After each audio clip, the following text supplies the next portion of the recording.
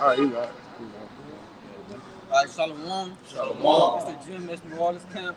We're back out here on another Saturday, but before we get started, I want to give infinite honors and glories to Yahweh Ba'ashem Yahushua Ba'ashem Kakudash. double honors to the elders and apostles of Great Millstone, and peace and blessings to the Akim across the four corners pushing this truth. And we can start off. It's a lot with that Thessalonians. Right, it's 1 Thessalonians 5, start verse 1. But of the times and seasons, brethren, ye have no need that I write unto you. For yourselves know perfectly that the day of the Lord shall come as a thief in the night. Yeah, and how do we know that? By the different things and the signs that's happening in the world, by the, they got wars, rumors of wars, like it's in Matthew 24, different things being implemented. You got the Project 2025 coming up.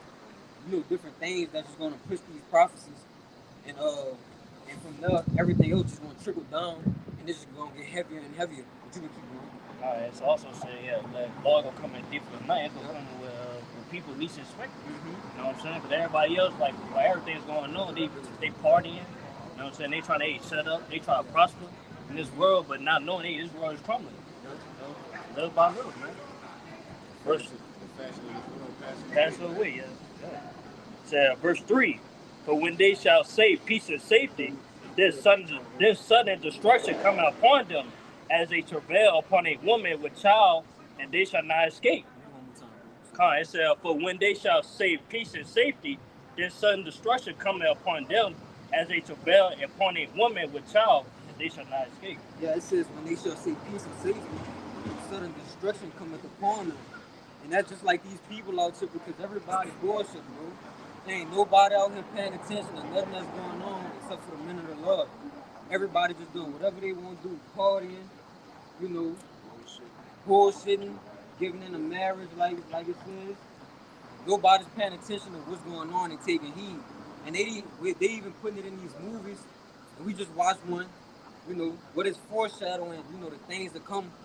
Some of the things that come that's going to happen. Jacob's trouble, society collapsing, and what is called civil unrest.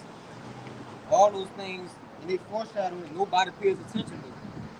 So when those things do happen, which we know that will happen by the scriptures, when it do happen, they're going to be caught off guard. You got it. Got something too. This is the book of Ephesians chapter 5. Verse 15, it says, see then that you walk circumspectly, not as fools, but as wise, redeeming the time, because the days are evil. Wherefore, be ye not unwise, but understanding what the will of the Lord is. So we got to be paying attention. We got to be steadfast in the scriptures. We got to have our head on the swivels, paying attention to the things that's going on around us and in the world. Different articles coming out about different things. Yeah, even when you look at the word circumspect, it means to look around on all sides. Paying attention to everything, man. Yeah, also said we want that word redeeming. It means they make every wise and good use of opportunity that we have. But sooner or later, man, like we were saying that last night, the family of the word will come in, man. The grace of mercy is going to be closed, man. So that's why we got to make every opportunity, man, to do what we got to do to please Yahweh Ba'ashem Shah. Yeah, because this is a serious thing we're part of, and we know it's gonna happen. It says in Habakkuk, do it tarry, wait for it, because it's not gonna tarry. So even though it may seem like it's not happening all that as fast as you want it to, it's still inevitable that it's gonna come and that it's gonna happen. I got that for you. Yeah, you can bring it up. It's Habakkuk chapter 2, verse 3. It says, for the vision is yet for an appointed time, but at the end it shall speak and not lie. Though it tarry, wait for it, because it will surely come, it will not tarry. Yeah, it will not tarry. It says it shall speak and not lie. So it's gonna happen. So that's why we gotta be focused on the things we're supposed to be focused on before it happens, in order to be protected from those things that's gonna come upon the wrath of the Lord that's gonna come upon the world. And that's why ultimately it said that with the Ephesians, you know, understanding what the will of the Lord is, man. You know, understanding the secrets, all right, the mysteries, knowing the judgment that the Lord is getting ready to bring, but also the salvation that he's getting ready to bring. All right, that's why it says, be not as fools, but as wise, man. All right, knowing the times that we're in and the times that we're coming into, all right, so-called 2025 coming up, right? So, hey, man, you know, things to go down in, you know, in a couple weeks, we don't know, but, you know, just redeeming the times, man, because the days are evil. So, right.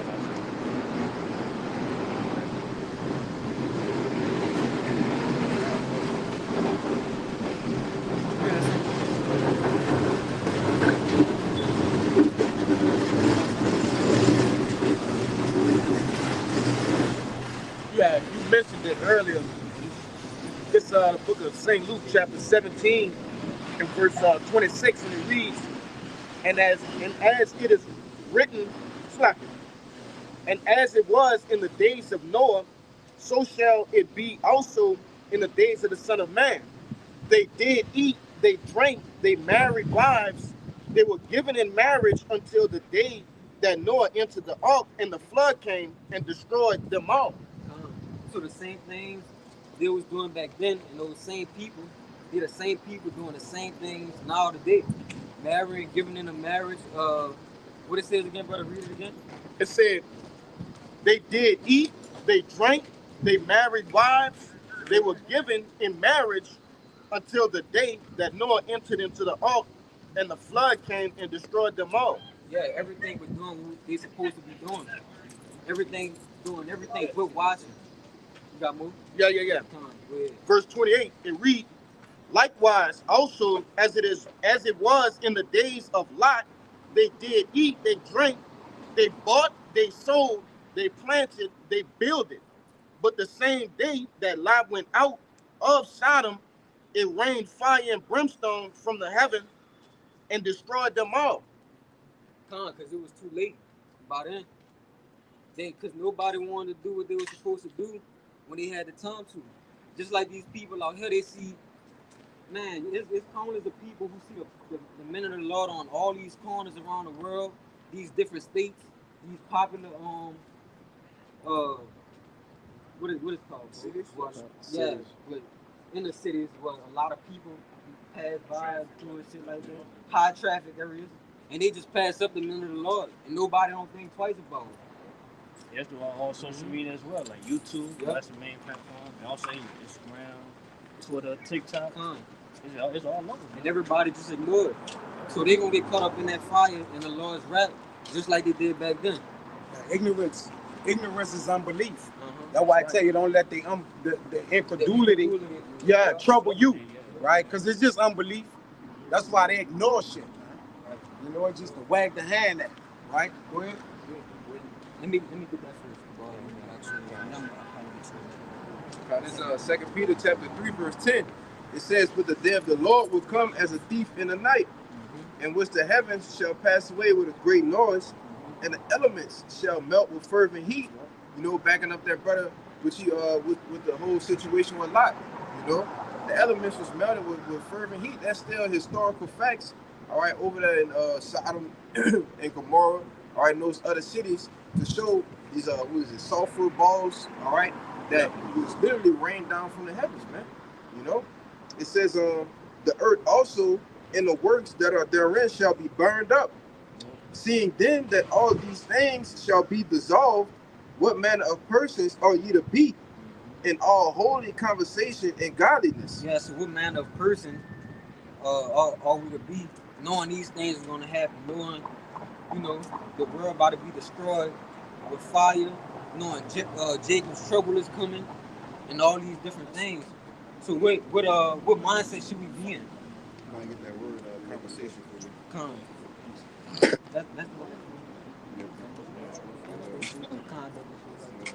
That's the word conversation in the Strong's G 391 and the strophe. It says your manner of life, your conduct, your behavior. Yeah, not in no partying spirit like the rest of the world is. Because those are the same people who gonna get caught up in that fury, in that heat. In the NLT, back in 2 Peter 3:11, it says, since everything around us is going to be destroyed like this, what holy and godly lives should you live? Hey man, seeing that these buildings, all right, these towers, all right, the cars, the streets, all right, the people that's dwelling here, seeing that these things are going to totally be obliterated, all right, by the ICBM nuclear missiles, what should be your mindset? What should be your behavior? How should you be conducting yourself in your everyday life, man? All right, in all holy conversations, and godliness, man. You go into the word holy, it means to be separate. All right, our behavior, our conduct should be separate from these people in the world, man. All right, who only care about partying, bullshitting, getting drunk, going to parties, popping bottles, man. You know, just meddling, man. All right. The scripture tells us that's of the household of faith to be sober, man, to be vigilant. You see? Go ahead, though, bro. You about to bring this out right. Because this Romans 13 verse 11, and yeah, there's Romans 13 verse 11. You bring it here, y'all.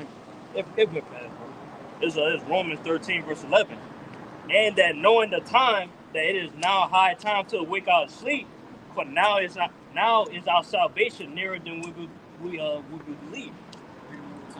Because Romans 13 verse 11, and that knowing the time that now is high time to awake out of sleep.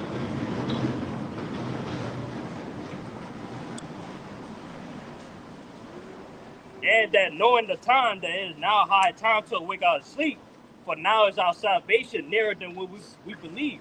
Yep. Our salvation is nearer than we believe. And every day, because the scripture says right here, our salvation is nearer than we believe. And every day, it's nearer and nearer, but it's already nearer than we believe. You see what I'm saying? So there's no telling when everything of these things could pop off. That's why we gotta have our hand on the plow. You know, when those things do happen, we could be so when those things do happen, we could be, you know. Oh, we have faith stored up, man. We got treasure stored up. Things that we can continue to walk in the faith with, man. All right. These works that we doing on the highways and byways, this is what's gonna last us in the times of trouble that the brother's speaking of, man. You know? And you already got 2025 looking like it's gonna be a pan out of what 2020 was, man. All right, we know how that started. But go ahead, bro. Oh, that brother has something too. Yeah, that was it. That's how you about to get in. That's what I had. Proverbs chapter 22 and verse 3. A prudent man foresees the evil and hides himself, but the simple pass on and are punished. A prudent man foreseeth the evil and he hided himself. And how do we hide ourselves? That prudent man, that wise man, we hide ourselves by, you know, dealing with the scriptures, believing in it, you know, studying the scriptures, you know, under the mercy, trying to obtaining mercy from the Lord by doing His work and His will. Yeah. I still got that Isaiah for you. Like I said, quick one for you. Yeah, also, we hiding ourselves by having this wisdom and knowledge to abstain from the ways of this world. You know what I'm saying? That's wicked, I got that too. But back on what you just said, the 2 Peter chapter 1 verse 10, it says, wherefore the rather, brethren, give diligence to make your calling and election sure. For if you do these things, ye shall never fall. And that's what the brother is alluding to, man. Being diligent, studying the scriptures, man. All right, reading, okay, watching lessons, okay, having getting up with different brothers, you know, building yourself up amongst the body, man. All right, these are all things a part of being diligent. All right, they say if you do these things, you ain't gonna fall, man. You know. So go ahead. Yeah, just being busy in the will of the Lord and the work of the Lord.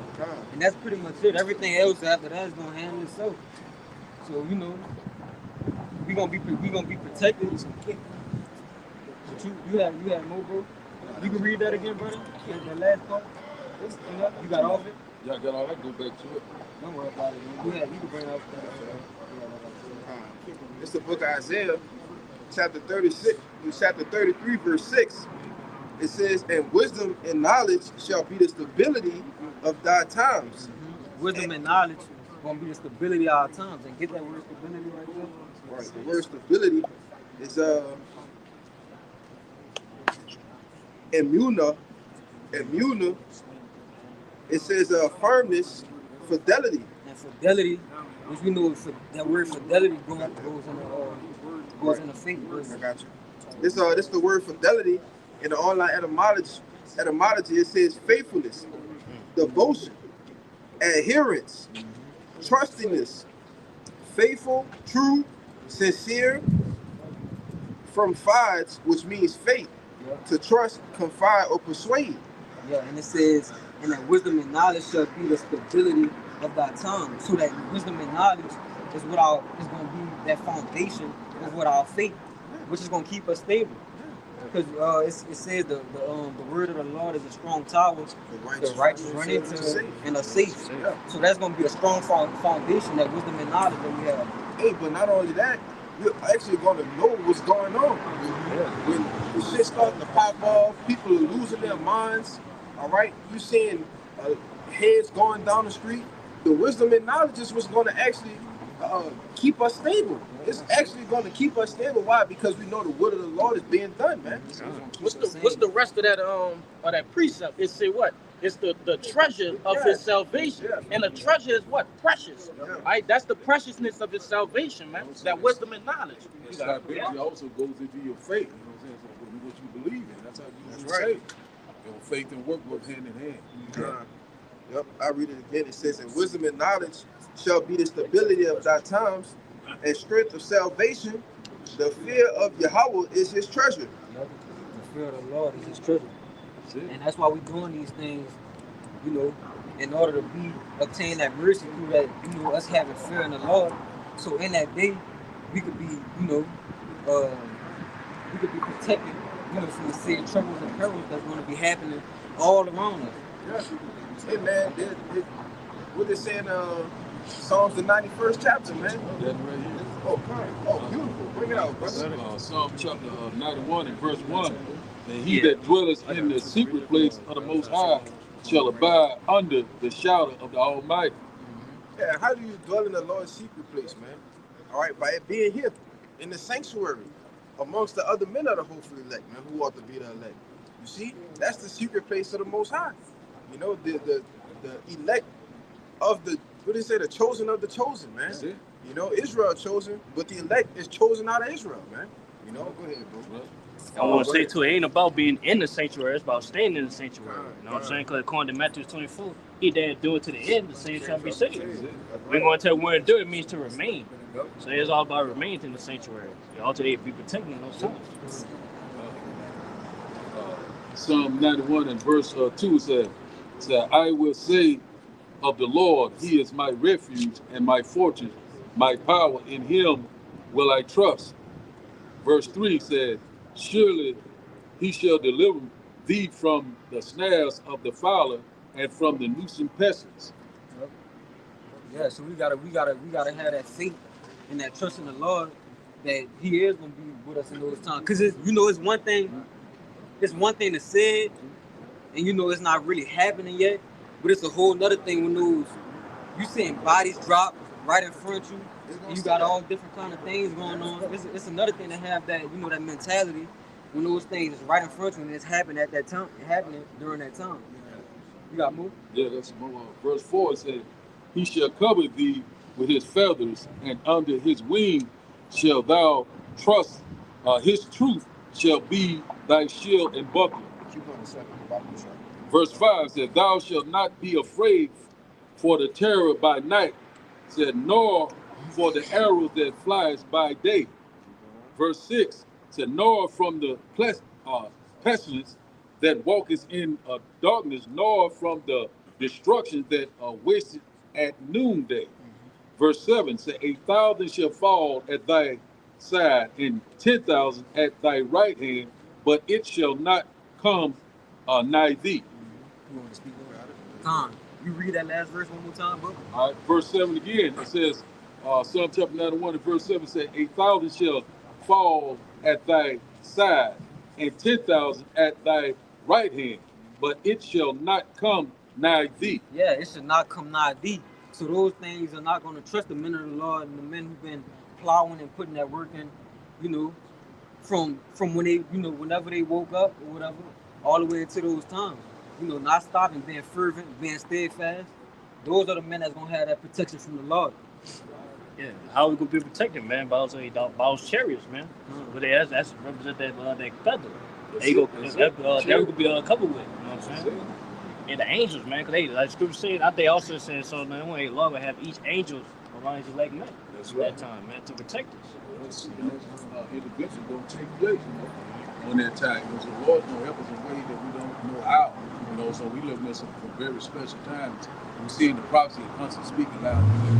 Rumors of war, earthquakes in diverse places, all these different events are happening, calamities, events around the world simultaneously, because we're living in the end time right now. So right now it's high time to what the prophesy. You got it, bro.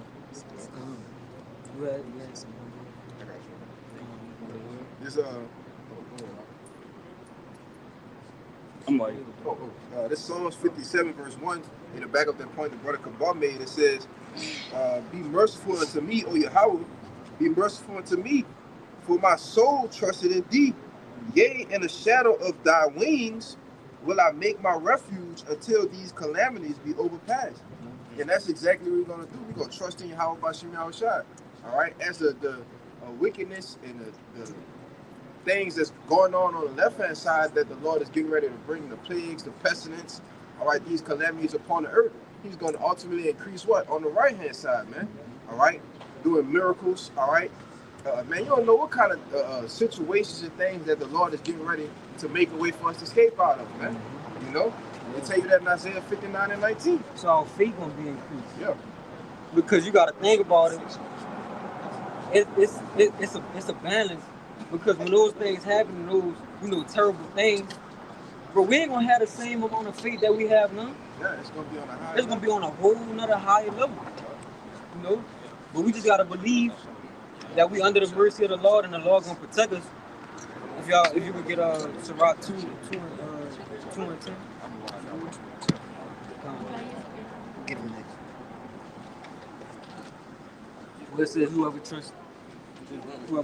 Trust him. All right, got you next, bro. There's Sirach 2 verse 10. Look at the generations of old and see that did ever any trust in the Lord and was confounded? Question mark. Or did any abide in his fear and was forsaken? Or whom did he ever despise that called upon him? And it said that any abide in his fear and was forsaken. Yeah, and we abide in the fear of the Lord. So we gotta believe, when these things happen, once again, that we're gonna be under the grace of the Lord, the mercy of the Lord, the protection of the Lord. We still gotta believe those things, man. We go ahead, bro. You got it. It's the book of Psalms, chapter 125, starting at the top. They that trust in Yahweh shall be as Mount Zion, which cannot be removed, but abideth forever. As the mountains are round about Jerusalem, so is Yahweh round about his people from henceforth, even forever. So I can read again, bro. It's Psalms 125 and 1. It says, they that trust in Yahweh shall be as Mount Zion, which cannot be removed, but abideth forever. They that trust the Lord shall be as what? Mount Zion? Yeah. It shall not be removed. Yeah, so our faith is gonna be from that knowledge, wisdom, and understanding. Was gonna keep help build that foundation. Of faith, stability. We ain't gonna be able to be moved. Ain't nothing gonna be able to move us, man. If I could say, which is why the Lord is proving us now. Yeah. Putting us through hell, seeing if we're gonna move now. Yeah, that's right too. So if we not moving now, and the Lord brings the things that he said that he was gonna do once before, and they actually start to happen, you think we're gonna move then? We don't, man. But that's why it would say the furnace proveth the potter's vessel, man. Got that. Oh, kind of. It's Sirach 2 and 5. For gold is tried in the fire, and acceptable men in the furnace of adversity. What kind of men? Acceptable men. Acceptable men in the furnace of adversity. Because we being tried now. And we going through things, brothers going to have ailments, going through trials and tribulations, catching hell, you know.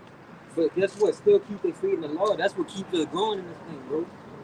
You know, even though we going through losing jobs, you know, car troubles, you know, all these things, we still, yeah, brothers still push through it and work through it. And then you look back on it like some of the things you went through. You look back on it, you be like, man, damn, I'm glad I went through that. Because you become better after that, man. That's right. I got something to back you up. This is 1 Peter 1 verse 6. Wherein ye greatly rejoice, though now for a season, if need be, ye are in heaviness through manifold temptations, that the trial of your faith, being more precious than fine gold, that perish, though it be tried with fire, might be found unto praise and honor and glory at the appearance of your house shot. Yeah, I want to say, yeah, that's why we're being tried. Because, hey, so we can build our faith up, man, even stronger and stronger to where, hey, you know, it'll be removed when that time comes, man. You know what I'm saying? Because, hey, we about to go through the most difficult shit we ever been through our life. You know what I'm saying? So, hey, we got to make sure, hey, our faith stays strong, man. You know, to where we'll be moved, man. Because we about to be tried like never before. Never before. You go see what that's in the end too. That might be him. You had one? You had one, bro? Luke chapter 18 and verse 7, it said, and shall not God avenge his own elect, which cry day and night unto him, though he bear along with them. Verse 8, I tell you that he will avenge them speedily.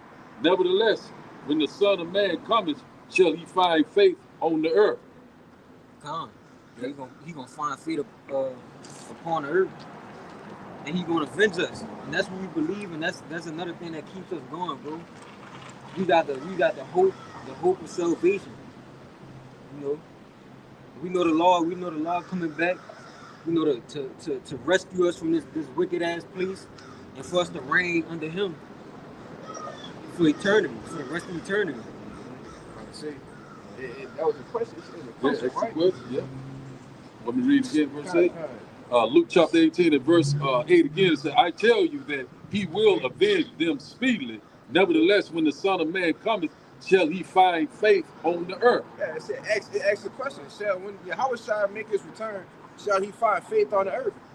And the answer to the question is yes. That's it. All right. The men of the Lord, the elect, the 144,000, all right, the rest of the elect are going to be the ones that's going to stand firm, okay, and constantly believe that the Lord is going to come back to save them. Hey, man, in the bleakest time, man. That's it. All right, in a time where it looked like, man, I don't know. Man, no, the elect are still going to have that faith to say, man, I know the Lord come and get us, man. That's it. You know? And then, like, before he said that, yeah, the house shot, he was making a parable of somebody that's cried day and night. They keep on crying, saying that certain judge, he came upon him, he answered. That's right. So, hey, the same thing was, if we crying out, hey, man, for the abomination thereof. Hey, sooner or later, man, Lord, he gonna fulfill his promise, man. He gonna deliver us. You know what I'm saying? Because it's like the same thing. It's like you're a parent. And your child keep crying for this and that, for a toy or for food and shit like that. You gonna give it to him so he can stop crying, man. That's it. So you're saying that way, Lord will do for us, man. You know, he gonna deliver us, man. If we keep crying out, man. Let the Lord get ready to execute that judgment. You know, that's what we're waiting on. Mm-hmm. Downfall of America. You're ready to get out of this nightmare. Get back in our first state. We ready to rule.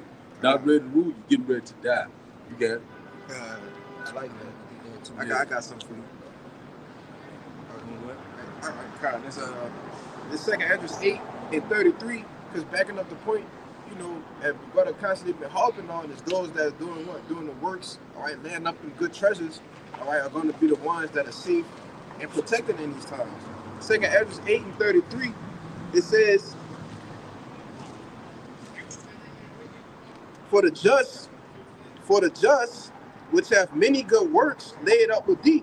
And laid up with who? Yahweh Ba'Shem Yahushua, man. Who the just, the elect, all right, the hopeful elect, man. All right, that's constantly putting up more and more works, man. You know, it says, shall out of their own deeds receive reward. All right, so out of our own works, out of our own deeds, we're going to receive the reward of salvation out of one right this out, man.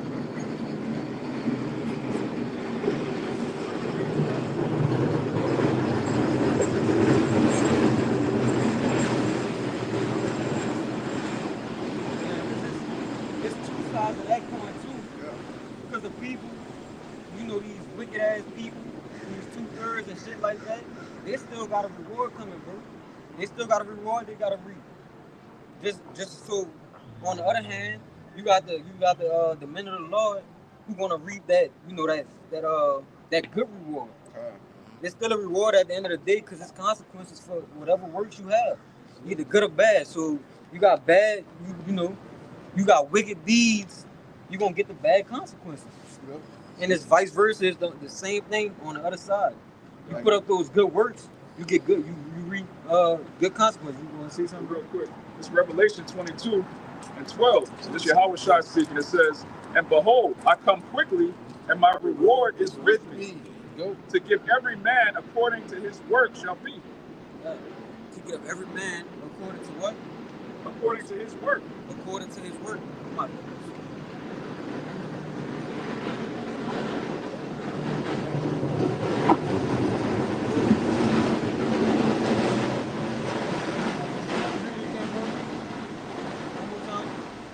It's the book of Revelation, chapter 22, verse 12, in red letters. "And behold, I come quickly, and my reward is with me, to give every man according as his work shall be." Yeah, to give every man according to as his works shall be. So you getting every man is receiving the reward, you know, and we won't be on the good end of that stick, bro. That's it. You know, one of y'all can get that reward and see what reward saying. Okay. I think the ball gotta get it. Good. I got it. I'm gonna get it in you got it in the etymology? Yeah, etymology, yeah. It's that word reward in the etymology online. It says, mid 14th century, what one deserves, just deserves. Return or payment for service and hardship, something given in recognition, in merit, in virtue, a prize. Also from late 14th century, sometimes punishment, recompense for evil doing. Man, that's heavy. Heavy, brother. That's heavy. Heavy. I'm about to let me find this. Cause it says damn. You it says when you sow. Yeah, can't get that. That's heavy.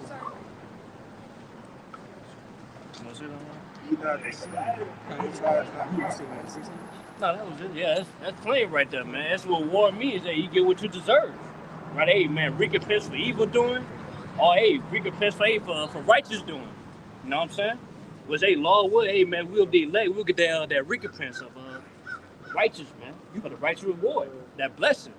You know, verse 8, that crown be the first fruits. You know what I'm saying? To hey man, to obtain the earth. You know, you gotta have ownerships, no slaves. You know what I'm saying? Hey man, that's what we want, man. That's what we that was talking about what we want, man. You know what I'm saying? It's Galatians chapter 6, verse 7.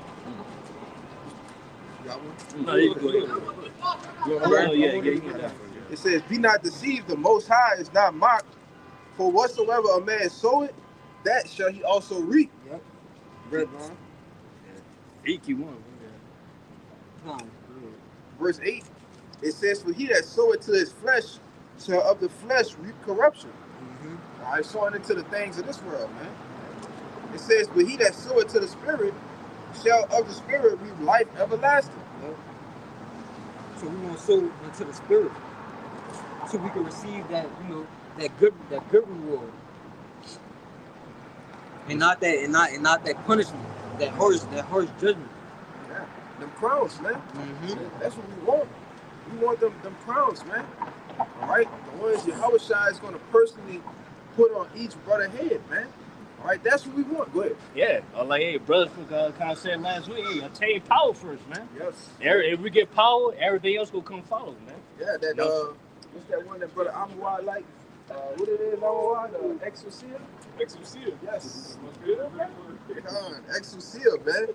Hey, man, go look up the word exousia in Revelations 2:25. I'm gonna get it, matter of fact. Yeah. Go ahead, bro. Cause like you know, Jakes in this world, they trying to see their fleshly desires, right? You know, a job, you know, glory, any type of glory on this side. You know what I'm saying? The women, you know, a family. You know what I'm saying? A nice house. You know what I'm saying? things like that, man. Yeah, at the end of the day, man, we gotta take power first, man. We're gonna see, we gonna see that, man.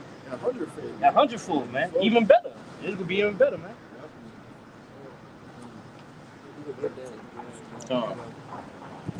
This is You can speak on it. this 1 Corinthians 15 and chapter 15 verse 58. It says, "Therefore, my beloved brethren, be ye steadfast, unmovable, always abounding in the works of the Lord, for for as much as ye know that your labor is not in vain in the Lord." It's like, yes. So we know we focus on this truth because we believe and have faith that it's like that our reward is coming. Yeah. That scripture said in Hebrews 10, man, hey, the Lord is not forgive for our works, man, that we do. Yeah, you got that? Yeah, go ahead. You got it, yeah. Yeah, because the Lord seeing what we doing. You know, we see, hey, man, we growing in this thing of ours. You know what I'm saying? But yeah, we gotta keep going though, man, because they all play to obtain that reward. We gotta keep going, man. We gotta stay to the end. Yeah, the same stuff we say. Why you get that? You get that Hebrews 10? Hebrews 6 and 10. 6 and 10. I'm sure 6 and 10. You probably get Hebrews I got it. 11.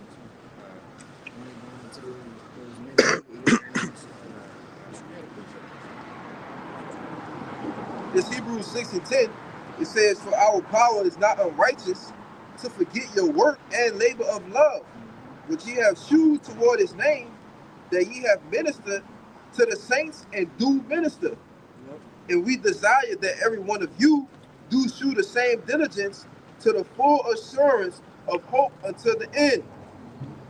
So our works and our labor of love, you know, us taking out, you know, time. And look, we on a Saturday, bro. We could be doing anything in the world, bro. Like I said, we, you know, the men of the Lord, they forsake time with their families, children, you know, pass up on jobs. You know, the Lord see all them things, bro. Hey, if I could say, the greatest sacrifice in this captivity that we can give to the Lord is our time, man. You know? Yourself. And ourselves, yeah, but that goes into our time. Ourselves, our time, all right? That's the greatest sacrifice that we can give the Lord. Because a lot of the people that's in the world are selfish, man. All right? They're not willing to take their time on a Saturday, all right? One of your off days, all right, out of the week in this captivity. Jake work 5-6 days a week, all right? But on this one day every week, I'm going to make sure I'm at camp, all right? I'm going to make sure I'm doing something for Yahweh Bashim Yahushua. But not just on this one day, days throughout the week as well, man. You know?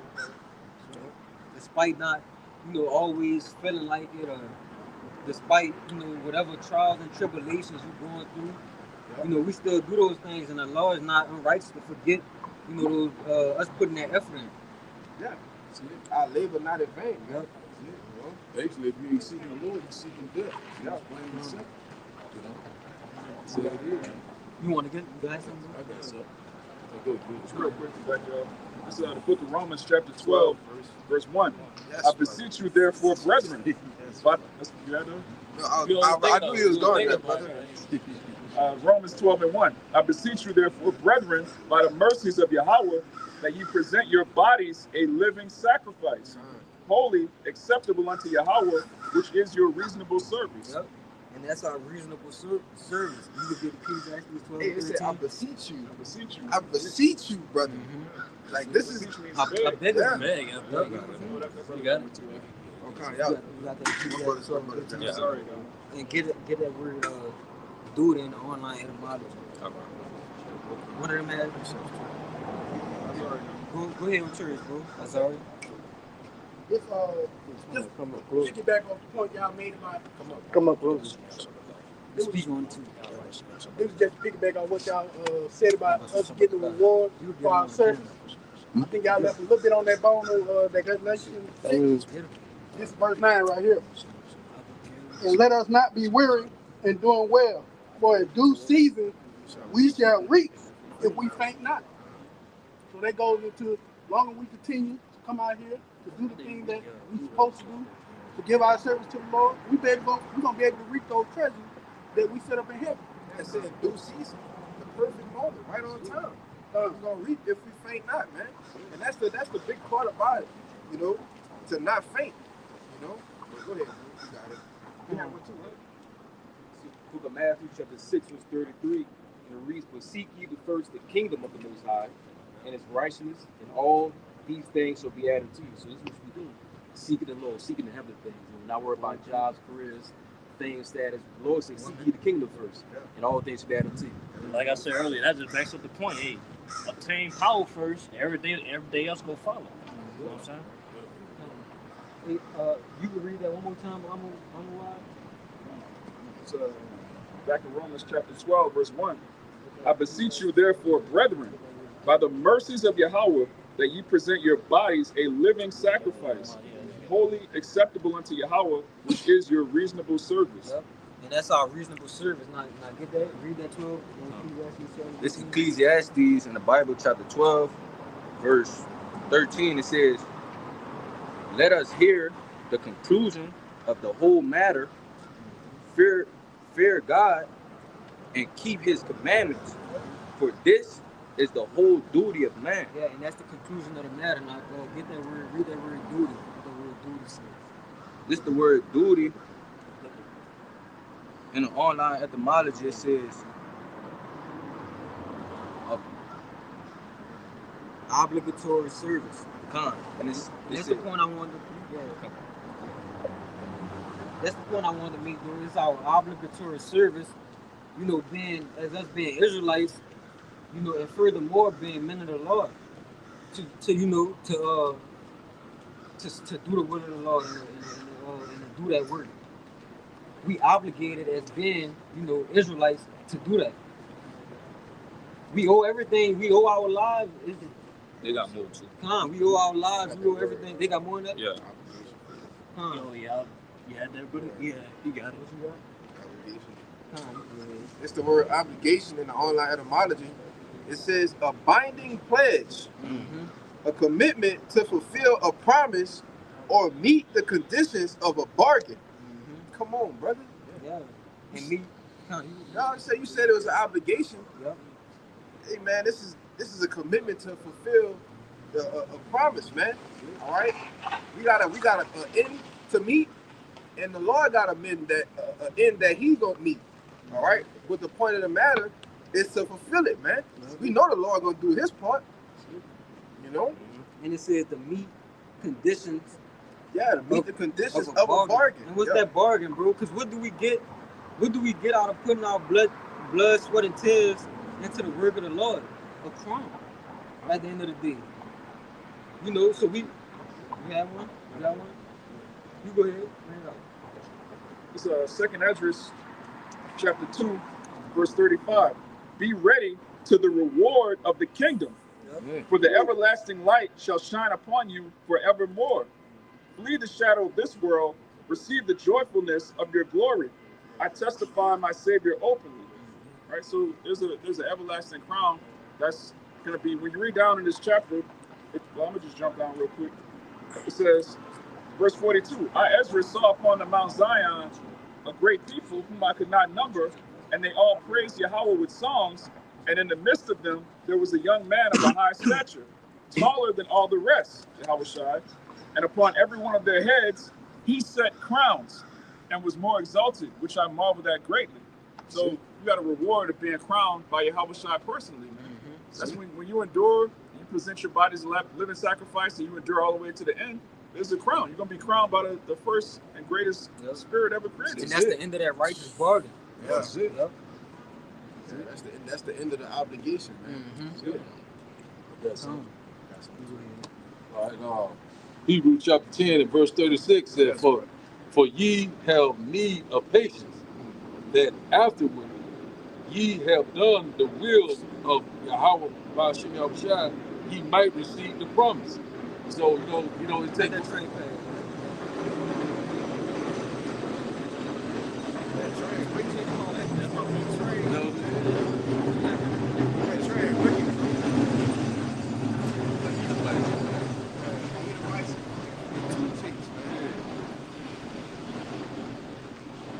All right, We'll start from the. We read it from the top where you started. Yeah, I'm gonna start back over. Hebrews chapter 10 and verse 36 said, "For ye have need of patience, that after ye have done the will of God, ye might receive the promise." So what everybody, the same that they do, the same shall be saying. Also, endurance goes into what suffering. Levels of what adversity. Patience and suffering. Yeah. Trial and what tribulation. You gotta constantly persevere. You gotta keep pushing, keep believing. You know what I'm saying? You can't get faint harder now because we almost there. Verse 37 says, "For yet a little while, and he that shall come will come and will not tarry." So we're in that time right now that these prophecies right now speaking loud and clear. They're not delaying. You know what I'm saying? They're not no more prolonging. The Lord is constantly making things clearer and clearer. You know what I'm saying?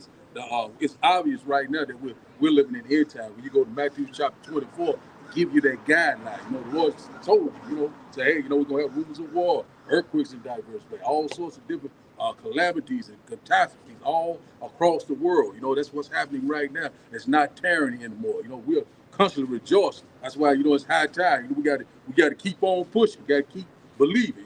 Keep the faith. It said, "Would these things begin to come to pass?" Yeah. Our redemption drawing nigh. You know what I'm saying? Look up. Like every day, man, we closer to our kingdom, man. We want to step closer to our kingdom. Man. That's right. You know what I'm saying? Like UFO sightings all across the world. The charity. Hey, y'all Lord's vision the earth. Hey, y'all brothers seen that map I put in the WhatsApp? The UFO sightings.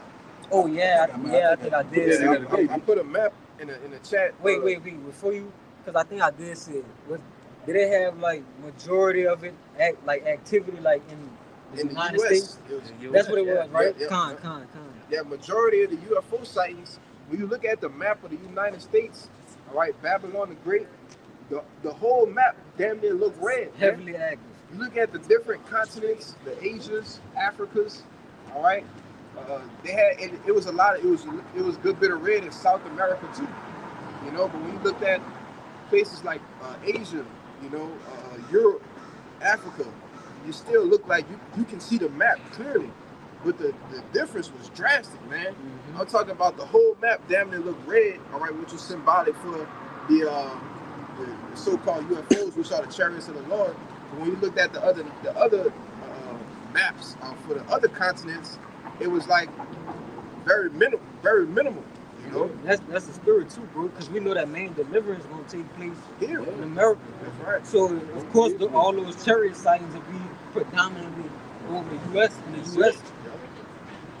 Yeah, that's that redemption drawing nigh. Lord, the vision of everything created. The eyes of the Most High in every place.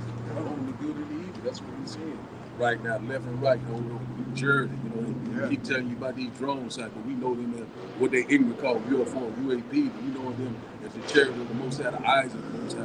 You know what I'm saying? They constantly these Negro men that ride around these spacecraft.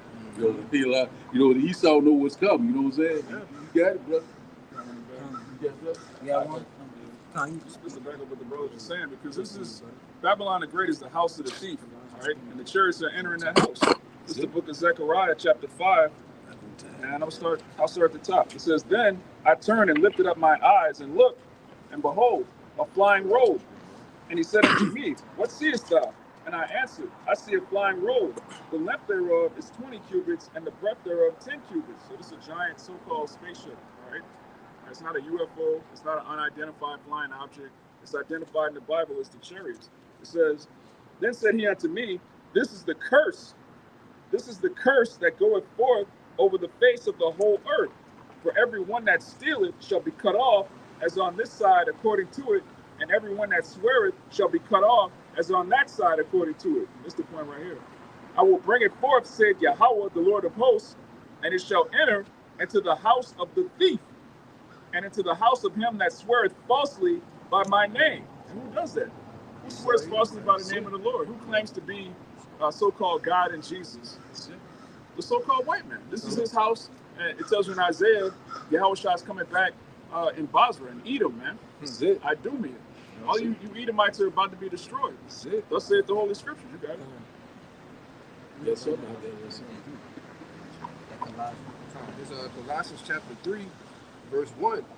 It says, "If ye then be risen with Hamashiach, seek those things which are above, Well, the Hamashiach sitteth on the right hand of the Most High.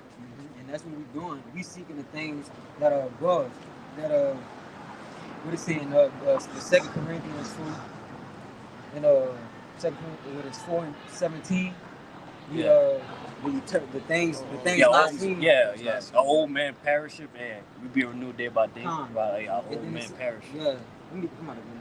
Yeah, it also says while we look at the things which are not seen, for the things which are seen are temporal. The things that we don't see is eternal. Yeah, so that's why we set our things, our What it says, seek your affliction. Yeah, that's why we seek those things which are above, because those things can't tarnish. Yeah. It can't be nothing, can't nothing happen to those things, those spiritual things. I got you. Those spiritual kind. Verse 2, it says, set your affection on things above, not on things on the earth. Yeah, go ahead. It says, set your affection on things above, not on things on the earth. Yep. Not on things on the earth, because like the brother just said, those things are temporal. And the fashion of this world passes away. We know we're not gonna be here for long, bro. So why invest in a failing stock? You just setting yourself up for damnation. That's it. Climbing up the burning ladder. Ladder, yeah. I got one to back it up there. Yeah, me too. It's Matthew 6. Go ahead, brother. It's Matthew 6, start verse 19. Lay not up for yourselves treasure upon earth, where moth and rust do corrupt, and where thieves break through and steal. Basically, it said, lay up not yourselves treasures. We're going to tell you what a treasure it means, to something that's value, that's really value, you know what I'm saying? So basically, like, Yahushua was that was very little, Yahushua speaking. He told you, don't value the things on this world. Because it's said to be destroyed. And then, too, it can be taken away from you at any given time. It's not yours anyway. None is not ours in America, man. So really, those things don't have any value. They don't have any value. It's here to be destroyed, bro. So it wouldn't make sense to try to hoard up and gather, earn a reputation in this world, money. We dead to this world for Yahweh's sake, man. Yeah, that's another thing, bro. Like, you probably get a job, a higher position job, that could be taken away from you seconds away, man. By somebody better or not, man. You know what I'm saying? Or you try to see a house, that shit could be burnt up, man. It could be broken into. Car, you might get a car, man. It might get all type of maintenance on that shit, man. So anyway, shit could go wrong, man. Everything we get on this side. We don't have no hope in the things of this world, man. I got more on that. So, verse 20. But lay up for yourselves treasures in heaven, where neither moth nor rust do corrupt, where thieves do not break through nor steal. So we work towards those things that can't be touched. Because once we earned it, it's ours. And that's the ultimate reward that we seeking and that we looking for. That spiritual, first and foremost, those crowns. Because after that, everything else trickles down after that. We're going to receive everything under that, dominion, power, respect, righteousness, for eternity. Yeah, everything Jake want on this side, but even better, even more. You know what I'm saying? And then, we'll have everlasting life, man. We were able to, enjoy those things forever and ever, man. You don't want the crumbs up the east side of the table. You don't want that. The hours come. You want the reparation. Yeah, you want that divine reward. That's it. You had something? Yeah, I had that Second Corinthians. Yeah. This Second Corinthians 4 and 18, it says, while let me see. You say you started at 18? Yeah. You can start at 17. This 2 Corinthians chapter 4, verse 17, it says, verse 16, it says, for which cause we faint not, but though our outward man perish, yet the inward man is renewed day by day. Verse 17 says, for our light affliction, which is but for a moment, worketh for us a far more exceeding and eternal weight of glory. Yeah, because this is compared to the one of y'all could get Romans 8 and 18. It's 8 and 18. But yeah, because read that 17 over Bible. Verse 17 again, it said, "For our light affliction, which is but for a moment, worketh for us a far more exceeding and eternal weight of glory." Yeah, because that affliction is made light because the reward that we're going to receive is not even going to be compared to the affliction, to the things that we're going through. We're going to be compensated. We're going to be overly compensated, after we get that victory for the things that we went through. Overly compensated. So we're going to get paid and overtime. So it's not even to be compared. That's why the affliction is light. The word of the Lord is not burdensome. Which is, if I can make a point real quick, which is all a part of laying up the treasures in heaven, man.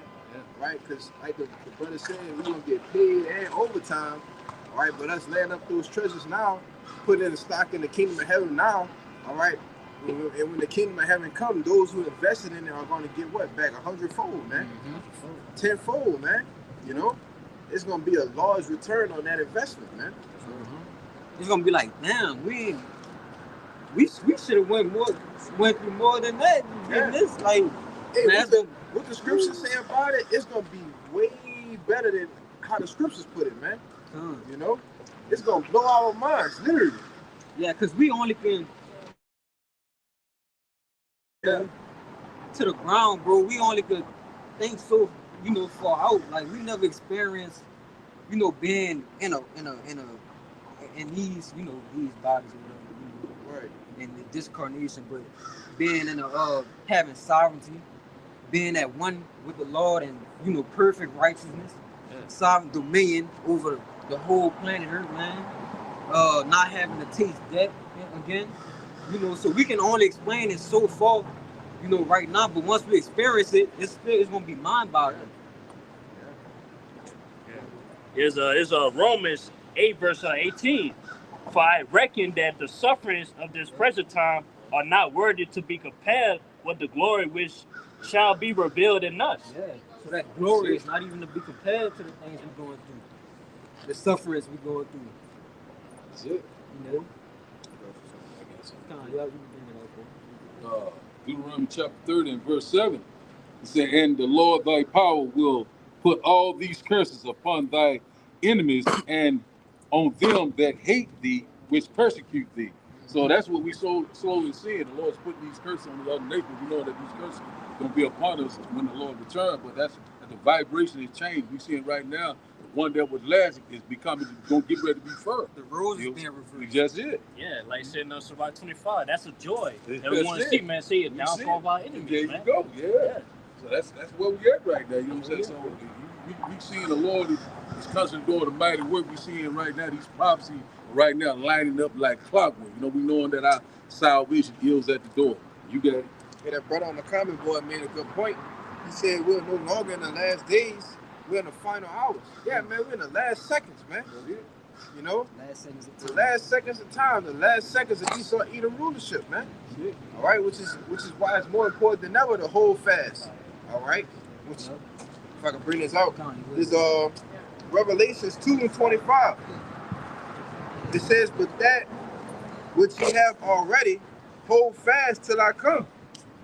And he that overcometh and keepeth my works unto the end, to him will I give power over the nations, and he shall rule them with a rod of iron, as the vessels of a potter shall they be broken to shivers, even as I have received of my Father."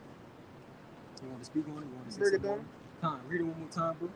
This is Revelations 2:25. It says, "But that which ye have already, hold fast till I come." Yeah, and we holding fast. And that made me think about that that movie Chicken Little, when he say the world is falling. And the world, and nobody believed him either, but the world, Esau kingdom is literally falling, bro. Yeah. And we the only ones who could see it.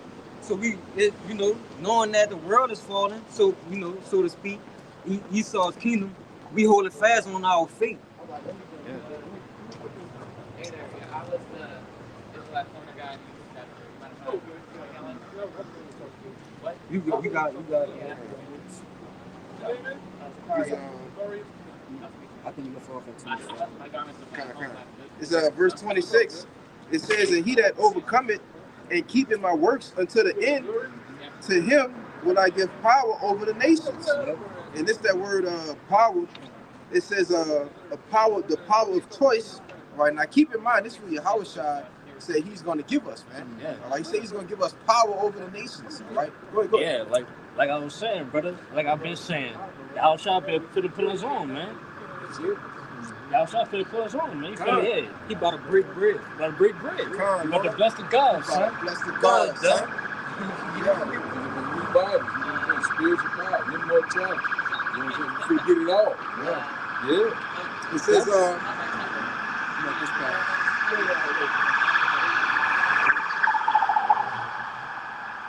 yeah, but this back in the word exousia, when Yahushua said he would give power over the nations, it's the word power.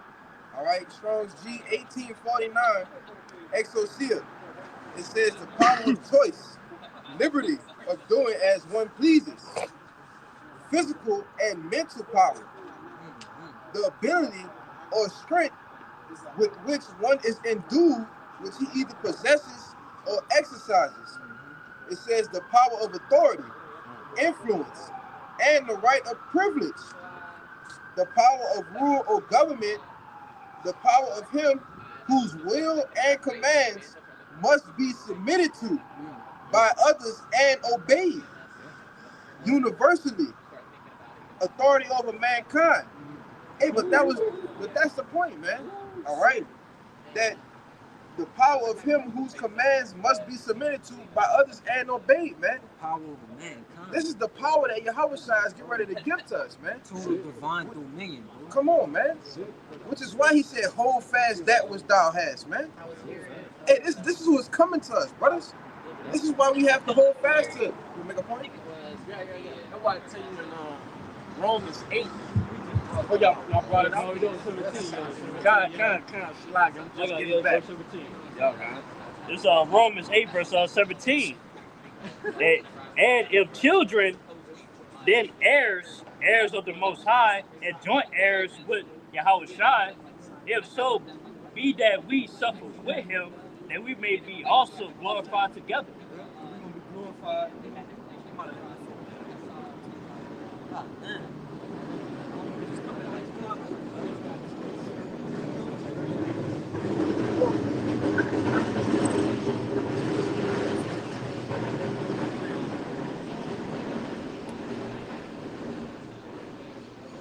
Alright, so Romans 8 verse 17 again.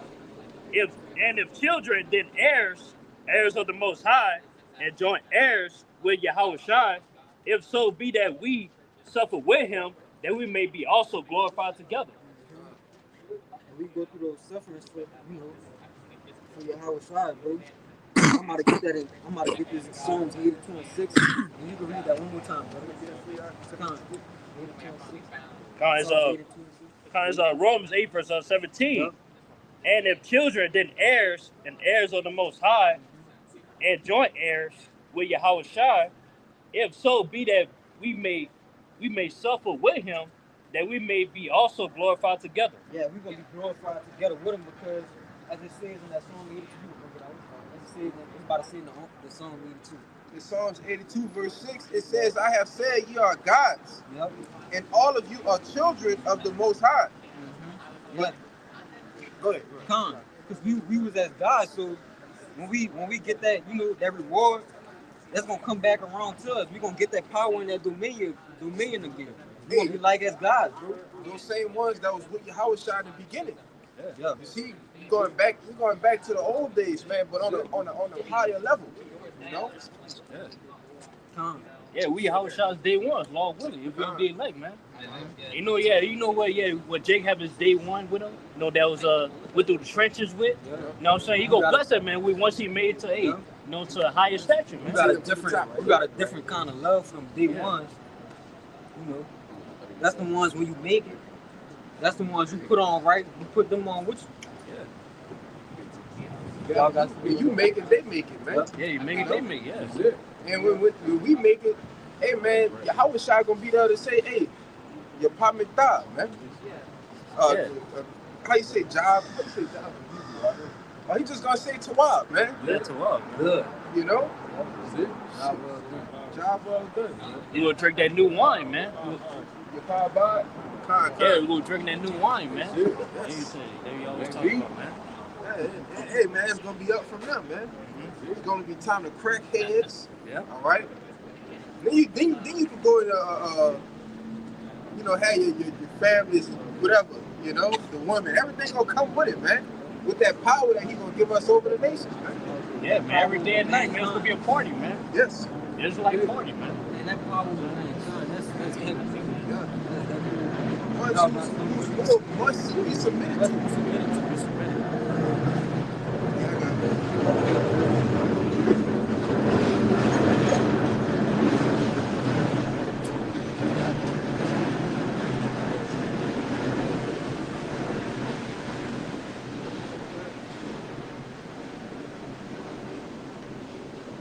You got one. Just to back up I got two actually real quick to back up that day one statement. This is 1 John 3. I'm going to start at the top. Behold, what manner of love the Father hath bestowed upon us, that we should be called the sons of Yahweh. Therefore the world knoweth us not, because it knew him not. Beloved, now are we the sons of Yahweh, and it doth not yet appear what we shall be. But, and this is the point right here, we know that when he shall appear, we shall be like him, for we shall see him as he is. Like the brother was saying, anytime Jake get put on, the first thing you do is put on his boys, man. All right? When Yahushua comes back, the scripture says, I shall not meet thee as a man. So he's going to come back as an angelic force, and he's going to make all his brothers angelic forces, man. Yeah, like same day your boys suffer, I'm suffering as well. So hey, same day, hey, the Yahushua has suffer, we suffering, man. You know? Yeah, the hate, you know what I'm saying, that Yahushua was getting. Hey, we getting that same hate right now. You That's know? the spirit of Jake too. Like, when you, like the brother was just saying, when you suffer with your day one, like I remember like this person was with me when I didn't have nothing. Yeah. Like you can't make a new day one. Like, you can't blow up and then get new day one. Yeah. Like, those people are around you because of what you have. In the kingdom, all of these heathen, these women, they're gonna flock because of who we are then. But you have men that are suffering with Yahushua now, without nothing. Nothing but faith. All we do is we believe in this. And that's enough. And Yahushua's gonna look at that like, man, they with me. Those are my day ones. They solid. Acceptable. Acceptable men. That's it. Oh, that's right. You want to say something? I was going to say, like it says in the scriptures, like the servant is not greater than the master.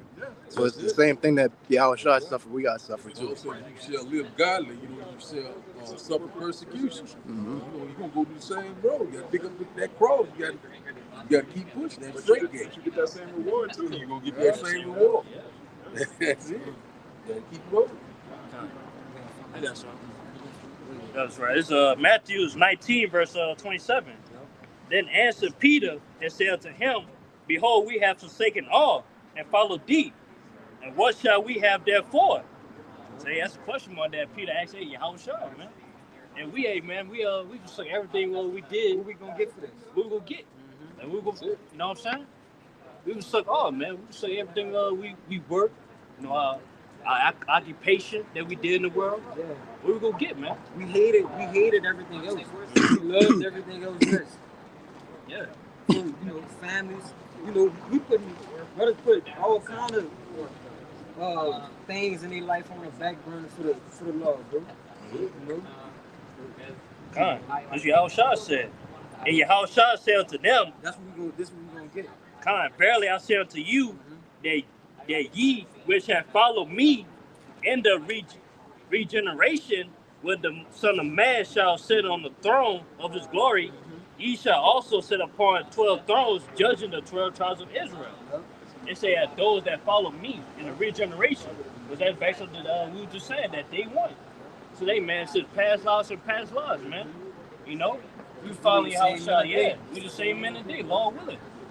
Hey, bud, hey, stand 10 toes down for the Lord. You know, hey, we gonna receive that power and dominion, man. Hey, we could be in the first ruling class, man. You know, Lord willing. Execute the power of mankind. Yeah. It said also, and everyone that has forsaken houses, or brethren, or sisters, or father, or mother, or wife, or children, or lands, for my name's sake, shall receive a hundredfold and shall inherit everlasting life. Yeah, living that righteousness speaking, that fucking lifestyle. Yeah. We gonna lose what we gonna lose as long as we gonna lose our faith. As long as we gonna lose faith in the Lord, man. You got it? Come, you good. Con. Yeah, basically like we forsook all to gain all. Since, man, we lost it all today. Receive it all back, man. Even better and more. And this is just a little glimpse of, you know, how things gonna be in the times to come. You know. You wanna say something? This is Isaiah 65:19. It says, "I will rejoice in Jerusalem, and joy in my people, and a voice of weeping shall be no more heard in her, nor the voice of crying. There shall be no more deaths of infants of days, nor an old man that had not filled his days. For the child shall die 100 years old, but the sinner being 100 years old shall be accursed. And they shall build houses and inhabit them." You know, we go to the curses in Deuteronomy, the 28th chapter. It said we not going to have it. It said we not going to have the joy of children. You know, it said our children shall die in the street, man. You know, but this is a part of that power, that reward that's going to come with the coming of Yahushua to reward his servants, the prophets, man. It says they shall build houses and inhabit them, and they shall plant vineyards and eat the fruit of them. They shall not build and another inhabit. They shall not plant and another eat. For as the days of a tree are the days of my people, and my elect shall long enjoy the work of their hands. They shall not labor in vain, nor bring forth for trouble, for they are the seed of the blessed of Yahweh, and their offspring with them. And it shall come to pass that before they call, I will answer, and while they are yet speaking, I will hear. So, amen, the Lord said he's going to give us what we ask for before we even say it, man. You know? I got one for you. This Job 33:24. He says, "Then he is gracious unto them and said, deliver him from going down to the pit. I have found a ransom. His flesh shall be fresher than a child's. He shall return to the days of his youth. He shall pray unto his power, and he will be favorable unto him. He shall see his face with joy, for he will render unto man his righteousness." So basically, yeah, like just back in that, but yeah, we could be able to grow old and not having like wrinkles, like old wrinkles, having their old bodies, break it down. Hey, basically, man, like to visualize that movie Hancock, man. Yeah. How he was old, he was like 80 years old, but yeah, he looked like he was 30 or something, man. That's how we're gonna be, man. We're gonna be able to eat. We're gonna be able to eat, man. Live everlasting life. He was centuries. The Roman Empire, all kind of shit, bro. Still look young, man. He looking like a young man. Yeah. So we're gonna be able to change our appearance. You know, like Yahushua was able to change his face. Yeah, but we gonna have powers on a whole nother level, bro. Like these fiction movies that we be seeing, bro. We gonna outdo that 144 times over, man. Of course, because it's gonna be perfect righteousness. We know we can't fathom. You know, we so low down our minds. We so far to the ground. We can't fathom those. You know, having that kind of power. Right. You know, having all the curses lifted up off us. So we're gonna be on a whole nother level, spiritually, mentally. You know, you want to say something? Yeah, immortality is a future prophecy. Because the book holds a lot of future prophecies concerning the children of Israel. And most of them are what? Profitable into our nation, man. Right? It tell you, and I think Psalms 127, Baba Gashab, a brother can get that, about the nature which the Lord gonna revitalize the children of Israel with, man. All right? Which nature goes back to natural, or the what? The normality or normalcy, man. Right? This is not normal to have gray hairs in our beard, right? To be smaller stature. That's why it's spoken about in the book of Esdras that, you know, in the last days we'll be in those small statues, but we're going to return to our height, our glory, all right? And that's important because a lot of prophecies haven't came to pass yet, right? a lot of prophecies come to pass in the kingdom of heaven, man. You know, so this book continues on. All right, it's a book of continuance. It actually says that, man. You know, because it goes from what generation to generation. You know, that actually explains the state of the vitality of Israel, man. Y'all got the Psalms? Go ahead, brother. Not one jot or tittle will pass until all be fulfilled. So all that been fulfilled yet, man. So the law still stands. All right. Still not supposed to eat pork. You're still not supposed to sleep with a man. All right. So Yahushua didn't do away with the law. He's coming to fulfill all, and that really ends with the kingdom of heaven, man. That's the ultimate fulfillment. It's the 12 tribes of Israel ruling on thrones. You got it. They're gonna come out of it. That's the end. You guys, I'm gonna find it. I was looking for something. Okay. It's 1 Corinthians 15, and basically just backing up the brother, we say, hey, man, we're gonna see the immortality on this time, man, in this lifetime. It's 1 Corinthians 15. I'm gonna start verse 51. Behold, I will show you a mystery. We shall not all sleep, but we shall all be changed. Yeah, what that means, that's basically like sleep goes to man, death. And basically, yeah, like scripture saying that, like, some men shall not taste death, man. You know, they'll be they'll be changed, man. They'll be changed at the blink of an eye, man. Hey, by those chariots, they can be changed. What did we get changed to? In the moment, in the twinkling of an eye, at the last trump, for the trumpet shall sound, and the dead shall be raised incorruptible, and we shall be changed.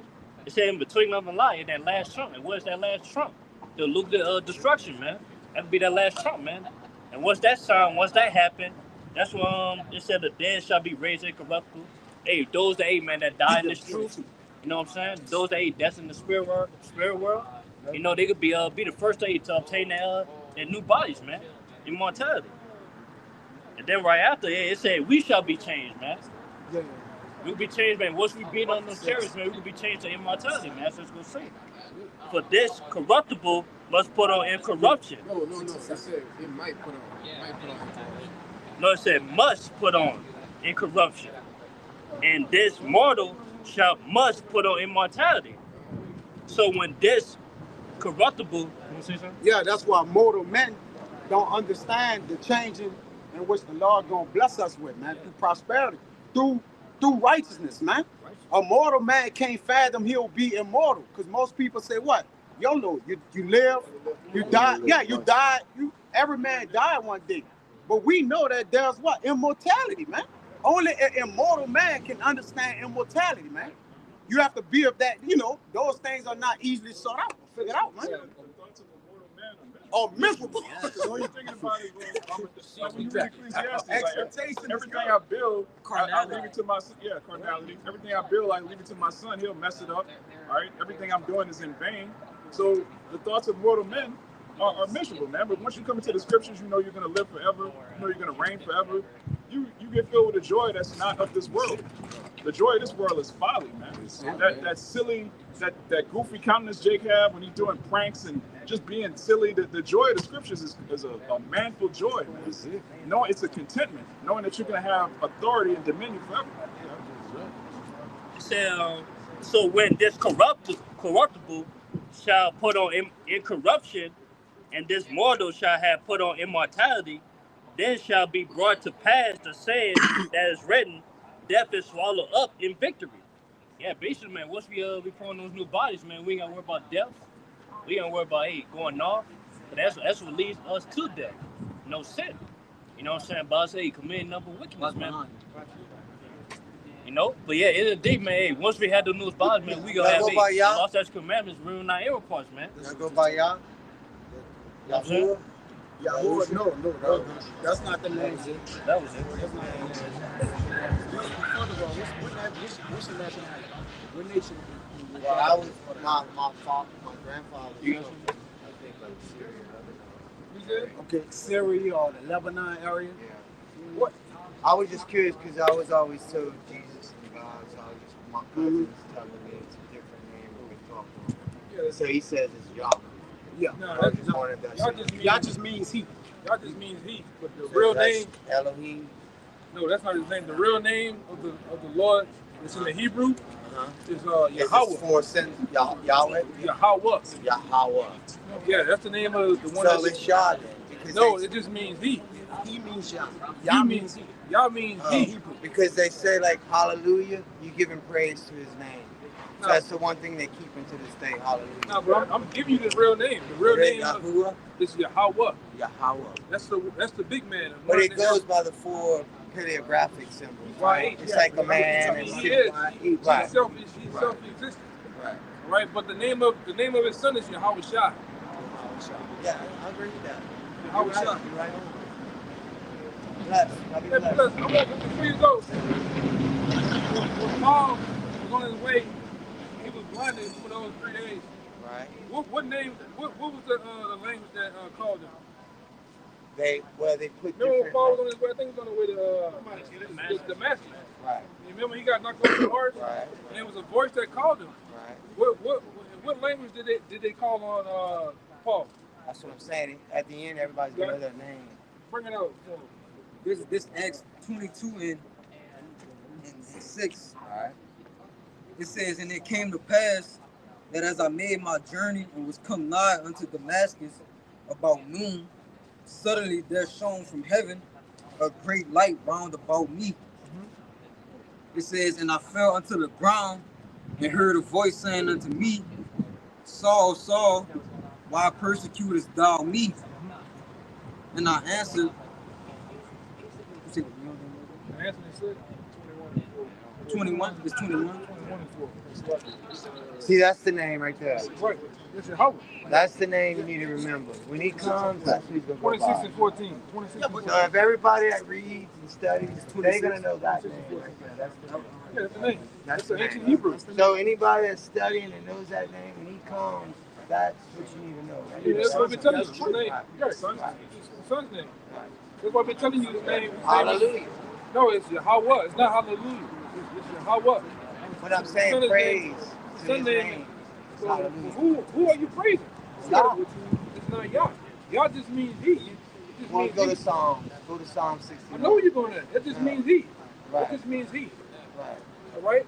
But Yahweh. Yahuwah. Yahweh. Yeah. How you say it? Yahweh. Yahweh. Right. And His you have son's name is Yahusha. Yahweh Shai. Yahusha. Yeah.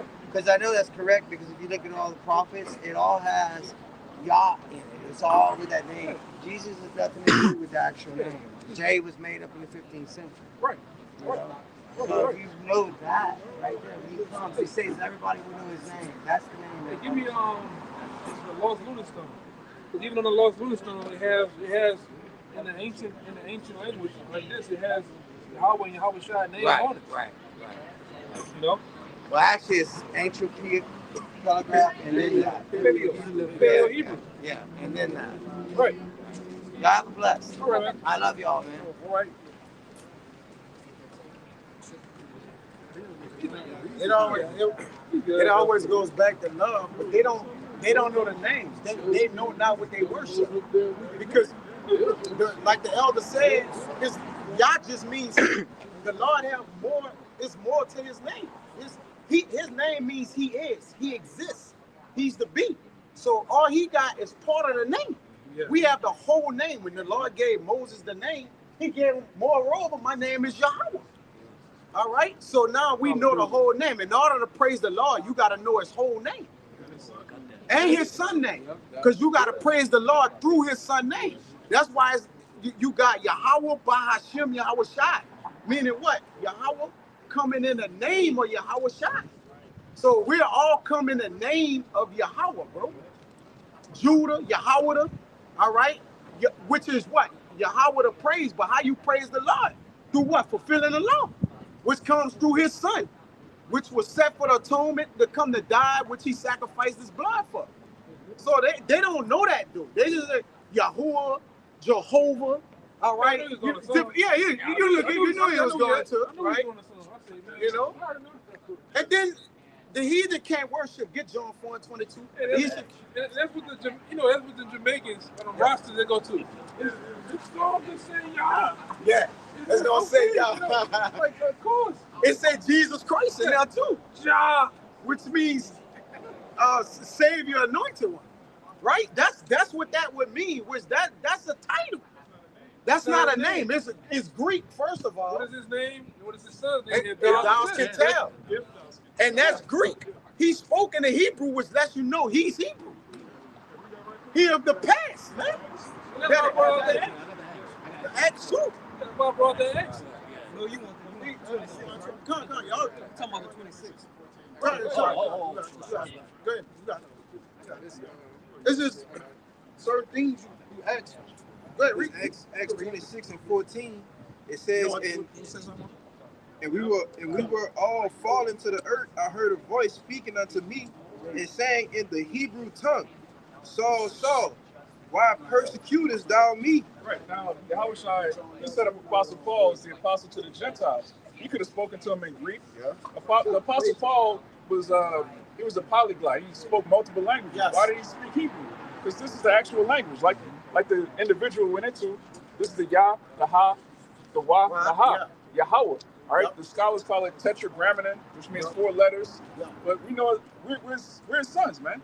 All right. If your father loves you, he's gonna tell you his name. He ain't gonna give you syllables. Yeah. Right? And right now, that would just be syllables. Yeah. Right? We have the Lord's whole name. Right? How can you praise him without knowing his name? That's no way to do that. You can't partially know the name, right? And even they're gonna have some men who know the name and they still don't get saved. He don't know that. Right? Because knowing the name don't justify you as part of the elect. But all the elect will know his name and they're gonna praise his holy name. So even so, actually, the elect shall praise his holy name. Yes. Yeah. So when you look at it, the name is important, man. The name is the only reason we're being saved. It's not about works. So you have to have that name. That's the most important thing, is to name Yahushua. He don't know what each character mean either. He is though. He is. It's more. He exists. Yeah, but the men of the law, they know his whole name because his reputation complements his name. Yes. So we gotta know that. His word magnified, he magnifies word above his name. Mm-hmm. But through his word, we know his name. His word is Yahushua, through him though. But see, Jake think, oh, you just reading it. Nah, it's more than that. Yahushua gotta knock and give you the name. And he gotta have you believe and having faith in the name. Right? That's to those in the household of faith, which Paul spoke about to those in the house of Achaia and different people. He was speaking to those in the household of faith. I'm gonna get that. Go ahead, brother. Because if you don't have the name of the Lord, you really don't believe. You don't got faith. You got a billion people that so-called believe in the name Jesus, but what are their works? Yeah, because even that account with those vagabond Jews, yeah. Like they'll try to call them on, they said who palm preachers. So they really didn't believe in it. They just heard Apostle Paul was saying that. They had more demons on them, man. Yeah. You got people that watch the name of the Lord, they study us, they mimic us, they try to break down the scriptures like us, but they're really not dealing with them. The Spirit ain't dealing with them. So they just vagabond Jews that's trying to be like Apostle Paul. You got spirits on you. Just read the when he bring it out in the Hebrew. Read when he came out in Hebrew and in the John. Get the John 4:22 too, brother. That's not. Tell him. Back in Acts 14 and so like the 26 and 14, it says, and when we were all fallen to the earth, I heard a voice speaking unto me and saying in the Hebrew tongue. In the what? In the Hebrew tongue. In the Hebrew tongue, not the Aramaic, all right, not the Greek, not the Latin, not English, in the Hebrew tongue. It says, Saul, Saul, why persecutest thou me? It is hard for thee to kick against the pricks. English, Yiddish, none of that. And I said, who art thou, Lord? And he said, I am Yahushua, whom thou persecutest. Right, so he said his name in the Hebrew, man. I am Yahushua, all right? Now these people, they'll say, oh, the name don't matter, just as long as you believe. Well, no, you have to believe on the name. Going into that John, you got the John for the brother? He got the John. And every time he revealed himself unto the prophets, he gave him his name, man. Right? When he was calling Samuel and he said the Lord was calling him, that was his name. And when he said Lord right there, he said Yahweh. They knew this name, brother. Then I forget his name, but when they begin to call on the name of the Lord, from being Enoch, all right? from there on, they was aware of the name of the Lord, man. Even being the sons of God, it's still, you got to know through the Spirit they knew the name of the Lord, man. They have always knew. All right? When the Lord was speaking to Noah, Noah knew the name of the Lord, man. Come on, bro. No, go ahead, all right? We know. That's why Yahweh said, go ahead. Yeah, go ahead. Go ahead. It's the book of John, chapter 4, verse 22. It says, This the same man that spoke to Paul in the Hebrew tongue. This him again. Go ahead. red letters, Yahweh shall speak, and it says, ye worship, ye know not what. Right. What is part of our worship, man? All right. What do you mean? Do we just get down on our knees and do this and this? All that don't mean that, man. Right? It's our belief. Okay? It's what we follow. All right? Is our culture. Right? You know, you go into that word culture, go look it up. All right, go ahead, brother. It says, we know what we worship. It said we know what we worship. We don't slightly, we have an idea of. We don't guess, right? No guesstimates, right? We are assured the things we have learned and believe in. We have assurance. Get it where it says those things that not mixed with faith, Baba Gashah. All right, go ahead, read it. It says, for salvation is of the Jews. So salvation is of the Jews, which Yahweh Shai thoroughly expressed in the book of Acts 5, that he died, and salvation is for who? The Jews. And in Acts 2, all right, that salvation is of what? The Israelites, man. Okay? So read that again. It says, come. John 4:22 again, it says, ye worship, ye know not what. Right, but who was he telling that to? All right? Do what? That was somebody that wasn't of our nation, man. So they don't know what they worship. Because if you don't worship Yahweh Bashim Yahweh Shai in truth and sincerity in his name, you don't know what you worship. You're worshiping an image. You're worshiping a God that's not a God, right? There's only one God, right? Go ahead, brother. It says, we know what we worship. We know. We have knowledge of. We have wisdom and understanding of it. Okay, go ahead. For salvation is of the Jews. It's of the Jews. The Jews consist of these so-called Negroes, Latinos, and Native Americans. The 12 tribes of Israel. All right? Salvation is unto them. Okay? It ain't to the whole world. Okay? When Paul sent out those letters, you go to those letters were scattered to what? The 12 tribes of Israel, where they were scattered at, man. Paul was going to the what? Matthew. They was all going to the lost tribe or the lost sheep of Israel.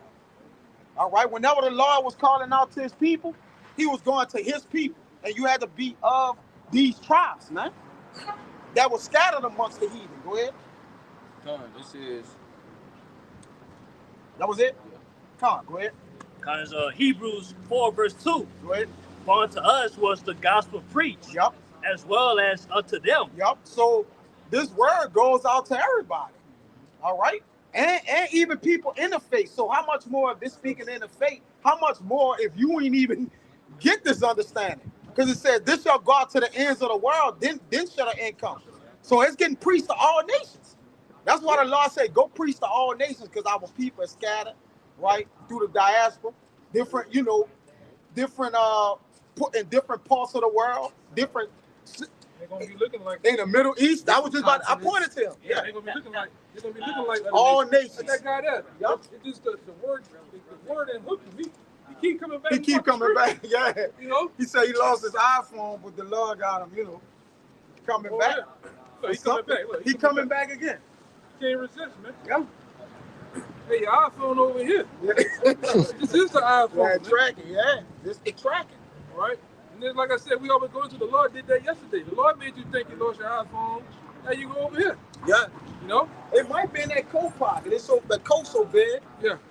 It's with him. It's on. But it's just tracking. He looking for it. It's everywhere he walking at. Oh, it's right here. It's right here. Just on you.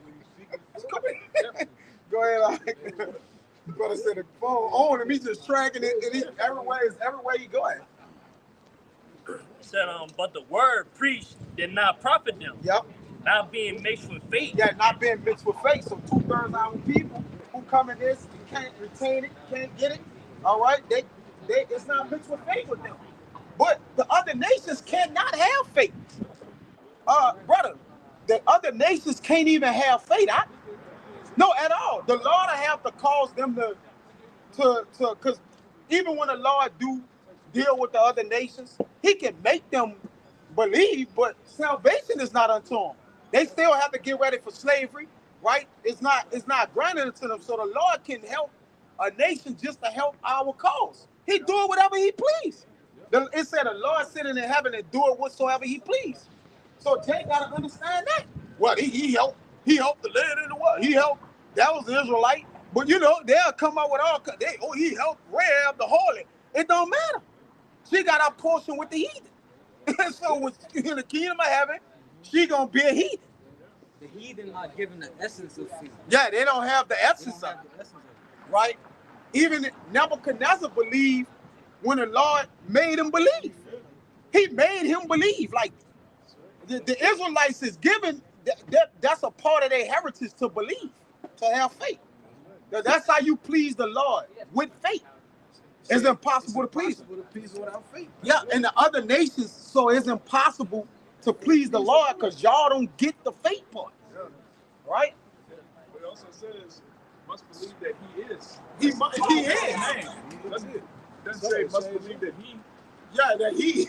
Y'all Must believe that he is. That's more. That's it. Come on. Y'all got something? Come on, go ahead. Yeah, this is back up everything. This is the book of Isaiah 48. I'm gonna start at 9. It says, "For my name's sake." Wait, but he says to back up everything. Yeah. Yeah, go ahead. That's the truth. Isaiah 48.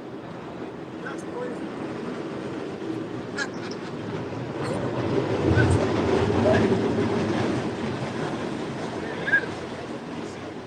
Isaiah 48. I'm gonna start at 9. It says, "For my name's sake will I defer mine anger, and for my praise will I refrain for thee, that I cut thee not off." So again, we're being saved because of the Lord's name, not our own works. This is verse 10. It says, "Behold, I have refined thee, but not with silver. I have chosen thee in the furnace of affliction." Going into what brothers were saying about an hour ago. Like the whole first part of the sermon, brothers were going into how we're being refined through affliction. It says, "For mine own sake, even for my own sake will I do it, for how should my name be polluted? And I will not give my glory unto another." So the Lord's not going to give his glory to Jesus Christ. He's not going to give his glory to Yah. All right, that's just an abbreviation. Yahweh Bahashem Yahushai, man. All right, it's not Jehovah, it's not Yahweh. These are names that the heathen call on. Like the brother said, the heathen can't even believe in Yahweh Bahashem Yahushai. That's why they have to call on these acronyms and nicknames. He don't allow them to. Yeah, he don't allow them. He don't allow them to have his name in their mouth, man. Right? It's dreadful. Yeah, they are profane too, right? To be profane means outside the temple. So you're not worshiping the Heavenly Father if you're not in the spiritual temple, especially today. It's impossible for you to do that because you got to worship the Heavenly Father in spirit first, in truth. You know? That's why these bug outs that follow us, these heathen, that try to debunk the so-called black Hebrew Israelites, they'll tell you, oh, that ain't the Paleo Hebrew, ain't the real Hebrew. Yeah. Meanwhile, they following something that was made up, man. Yes. All right. Eleazar ben Yehuda, he made up modern Hebrew. He just made it up. So you're going to follow something that's clearly made up because the Lord put the spirit on you to not be able to call on that name. All right. You can't call on that. You can't call on Yahushua, man. These names belong to us, man. Because it's what? It's first of all, the Lord name is Paleo goes in ancient, right? It goes into the ancient Hebrew. They dealing with modern age everything, man. The Lord name been the same since it never changed, man. Right? So we're dealing with what? That of the past, which Hebrew means the past. So you're dealing with the past. It's the past. He's the Alpha and Omega. So he's the past and the beginning and the end. So his name is the same from the beginning to the end. Go ahead. He's the same, yeah. And you got it in Malachi 3 and 6. And you got Hebrews 13 and 7. Go ahead. It's Zephaniah chapter 3. I'm going to give it back to you now. And it reads, For then I will turn to the people a pure language. Yeah, what's that pure language? The Lashawan Kodash, man. All right. It says The what? The pure Hebrew. Go ahead. and not tainted, not diluted. Yeah, it's not no, diluted. pure. We got the real language, man. That's right. We speak English, but we got the Lord name. We got his pure. We got that pure in the Hebrew, man. Right. You have to have that pure to get saved. So if we don't have that or have retained it, we're not going to be able to call on that name, man. All right, go ahead. It reads that they may call upon the name of the Lord. Yeah, so you can call upon the name of the Lord, but you have to have the right name. Pure name. Then it's pure, because it's set apart, it's holy. Right? And the Lord tell you in Leviticus that he have severed us from other people so we can call on his name, man. All right? Well, we wouldn't remember. How can his name be pure if the heathen can call If the heathen can call on it, that defiles it. Are you read it that his name can't be polluted? You know? Go A ahead. little bit more, it says to serve him with one consent. Yeah, so what's the one consent? For salvation. That's the end game. Right? We got consent to serve the Lord unto salvation, man. So if I can say, hey, just like that dude with the big jacket, he say he believe us, but you can believe all you want if you don't have that one name, right? It don't matter. Get Acts 12 and 4, brother. I got it. Come on. We got that. Yeah, everybody holding out. it is what it is. Because Acts 4 verse 12. Come on. Neither is there salvation in any other. Yeah, so there's no salvation in any other, man. What do you mean by this? So there's no other way whereby you can get saved, man. That bit just took hold of him. Go ahead. It said, for there is none other name under the sun given amongst men, whereby must we be saved. So what's under the sun? That's here, in this place, right? Which translate to the heavens. You know, and moreover. Give me a scripture, pray ye the search of your father. See Jeremiah 6. Give me Numbers 1 and 8.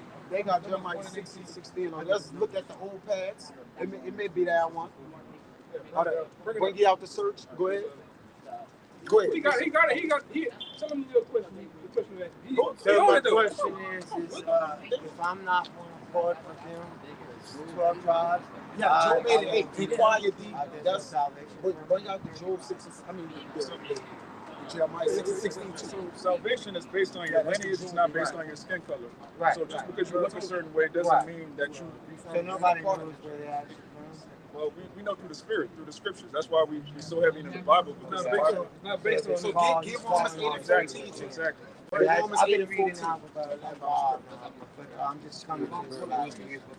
You got what? And I keep the Sabbath on the Sabbath. Give Romans 8 and 14. And I mess up with them, but they say I'm not fully. You got the numbers? I need to be baptized to really.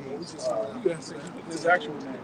Exactly. So we saw his name. But until I do that, then I'm not gonna. You know what I'm saying? Okay, well, let's do one thing at a time. First, we're going to deal with your lineage. You probably got the numbers. We got the numbers, back to my but we got the question, Job if I'm not 8 and 8. in that, Quiet. There's Search is no not salvation. But if you are Israelite and you look like a heathen, you have to believe on the name. The name is the only thing that can save you. You better cross your eyes, cross your toes and your fingers and hope that you help Israel. You know?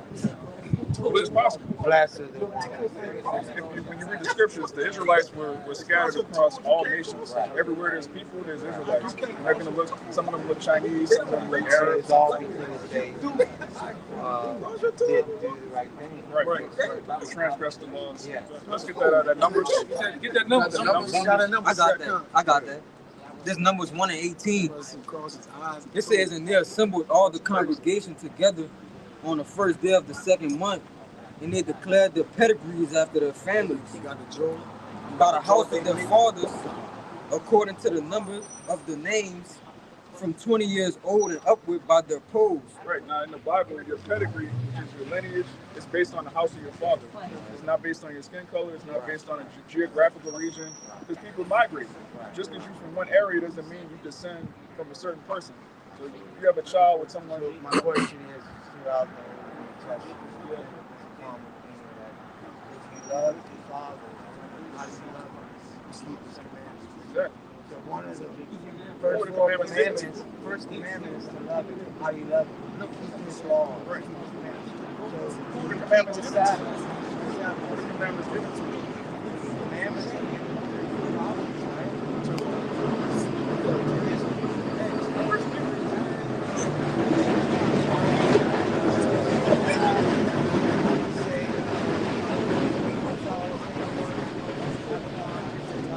People are the Israelites. He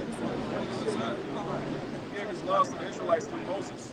So you can't keep the commandments if you were never given the So commandments. that's why I'm having trouble keeping the Sabbath. No. Everybody breaks everybody sins. We're sinners, but you have to be an Israelite to keep to be saved. You keeping the Sabbath on that day, but actually we keep the Sabbath how it's supposed to be based on the new moon. Right. So your first month would be like actually in April if you're doing that. Sometime in March. Sometime Right. March, April, but you on to it. Right. It's based on month Right. means moon. Right. Moon And it's means 80. month. 80 you think it's the first Yeah, month? right. And then We're totally off topic. Huh? Huh? Well, it's so much. We got I the love that scriptures- y'all we got the come. scriptures You for know, you. it also says anytime you gather and two or three in his name, he is amongst Yeah, us. this is real And I church. feel his presence right too. Yeah. Give me that real fast. Let's go with what you asked earlier. The one about pray thee. He got it. He got it. This Job chapter 8, verse 8, it says, "For inquire, I pray thee, of the former age, and prepare thyself to search of their fathers." Okay, so the most important thing I would say to you right now is to try to search back what your forefathers did, what your dad, your dad's dad, or little past that. Well, that's the scary thing, though. What if I find out I'm not a part of that tribe? One of the tribes. Then there's no hope for me? Oh, well, that's not for me to determine, all right? Because that's Matthew 13. Matthew 13 is for the chariots and the weeks. That's for the angels and for the Lord to do. Yeah. Now, And if you for hear you, the word, you got to keep it. We so You like can't be on stony ground. we got the walking. Romans. You got it. yeah. So say tomorrow you begin to constantly keep coming out and listening, and then you wanna do what we do. Right. It's not for me or nobody else to determine what are you believe it based on faith, right? So by faith, it's only So only by faith you'll be continue doing what we're doing. Now the angels gonna be the ones that determine what it is. Well, I think now. Do I have this interpreted wrong? So when the son comes back, he's going to reign for 1,000 years. And David is going to be king on the earth. And the ones that kept his commandments and everything, they actually, y'all will be the judges for 1,000 years. No, Do you believe it's that? going to be forever. Okay. That means it's going to be forever. Right. So we're going to be the governing body, the prophets. Right. Because the world didn't know him, and then y'all doing what you're supposed to do, and the world doesn't know y'all still need to come. You know what I'm saying? That's when everybody's going to be bored. That's right. It's true. You got it. You got it. Hallelujah. Right. So like I say, and it is just not us. You have men in every state. The Lord have men in other countries doing what we're doing. Right. Just the end. It's the end time. It is. And every And time, he's drawing his people at the end. Right. There's a falling away, and now they're coming back. That's right. You got it, man. You got it. Y'all Hey, say that. you got. I know you had a situation with your phone, but Well, no. So listen, my phone got Let me write stolen that last down. night. My buddy lives right here. I'm waiting for the mailman to. you got a pin. As soon as he can lose my iPhone, I'm coming back. You live With here? y'all You live here? I You see a pin, I live in Lafayette, but I come. I'm in New Orleans. We got a camp in Lafayette. Oh, really? Yeah. Yeah. Put me on. Give me on the street. Yeah, hey, we're gonna bring them scriptures out that he wanted to, Yeah, as soon as I Hey, get read the Job. Read the Job 8 and 8. We're gonna continue the edification on it because you make a good question. Yeah, This Job chapter 8, verse 8, it says, "For inquire, I pray thee." How you inquire? All right, you gotta go to the Jeremiah 6 to inquire about something. Is to seek diligently until, search diligently until, right, deeply, right. Go ahead. It says, "For inquire, I pray thee of the former age, Of the former age, right. Go ahead. and prepare thyself to the search of their fathers." Yeah, so searching for your father, just going back to your what? Tracking your lineage or your heritage, which we got to be able to track ourselves from Adam all the way to where we at. And you can. You got biblical resources, which the Bible is a map. It's also a map. It tells you where we was, where we went to, where we exited from, right? Where we exit out of Egypt, went into here, exit out of our homeland, ran into Africa. It tells us what? The wheres and to who, the who, what, where, whens, and why. We got all of the questions, man. It's full of answers. The Bible has answers. All right, for every question. That's what you know. So it's even a navigator for our for answers to the, because the Bible can answer every question. All right, Everyday life. Yep, everyday life. Okay, so our fathers today are what in America? We're in different parts of the world too, right? But when you search for our fathers, elders, different people coming back in their lots, right? They're in America. Okay, they're scattered all over the four corners because our people are Hosea 8 and 8, right? In a vessel. Okay, but what? We're amongst the heathen. All right, but still in all, we can find ourselves in the Bible and locate ourselves today. So that's a spiritual GPS, right? Everybody using it, the phone. You see people walking, they doing this when they get to the corner. Well, we're using the Bible as guidance, man. All right. Until what? Huh? I was about to say the phones could lose connection. Yeah, when this lose connection, then you ain't gonna know who you is, where you at, right? You ain't gonna know nothing, man. Like on a movie last night, she couldn't find her daughter. They had to go through a military search, but you ain't gonna even be able to do that. We just do a spiritual search of our fathers, and we can track them back through kings, right? Different judges, right? We can find our what? Our heritage, man. Go ahead. Different captivities too. Yep. One way we do it too is identifying through the Genesis 49. through different clues of how the tribes are, man, how they act, the things they into, man. Yep. Right, and which aligns up with our spirits, man. Everything is spiritual now. Mm-hmm. Right? He got that. He got that too. He got that for you. Go ahead. This is what you want. This world based everything on color, physical, tangible things, but the scripture deal with the spiritual, man. Right? I'm just happy that I believe that I'm an Israelite, man.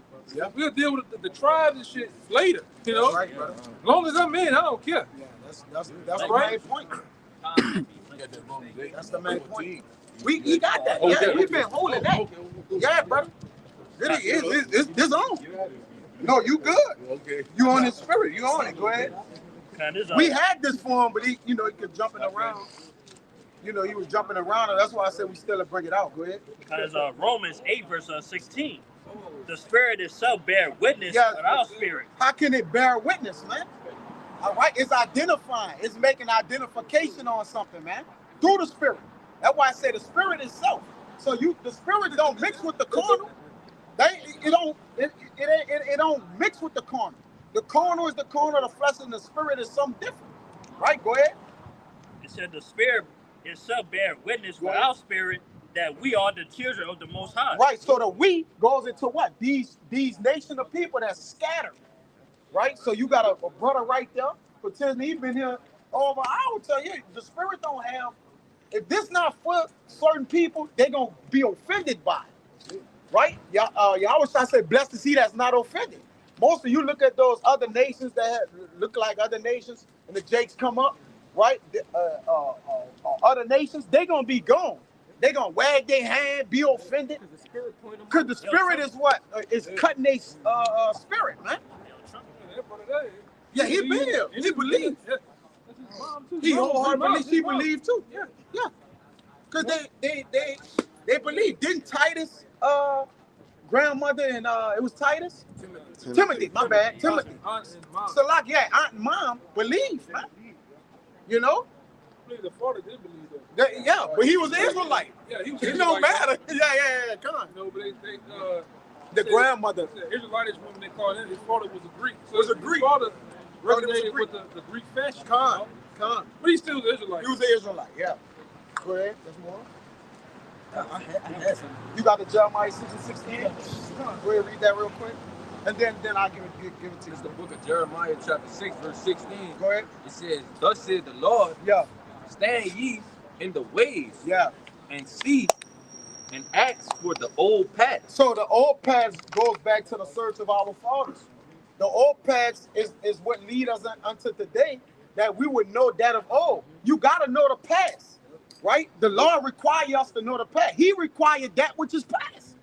That's how you judge all matters, so we can know what future, what direction to go in. You can't just be traveling and don't know where you came from.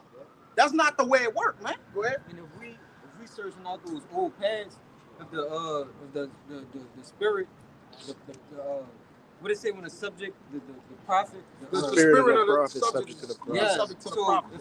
if the spirit is subject to the prophets, then back then, if we those men, we just searching out ourselves. That's it. You got a Lord like his judgment into a ring. Mm-hmm. So We just remembering you're ourselves. remembering yourself Yeah. in the land of their captivity. And we the ones in captivity. These are the people in captivity, man. All right?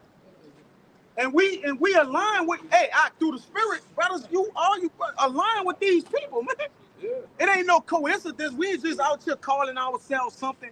We have no idea what we calling ourselves, man. Our people are poor, oppressed. We meet all the criteria of what the Lord chosen people is today, of what they was of old, back in Deuteronomy, when the curses was put on us. All right, we meet that criteria today. So it's hard to be like, well, these not the people of the Lord. Okay, that's not the people of the Lord, then who is?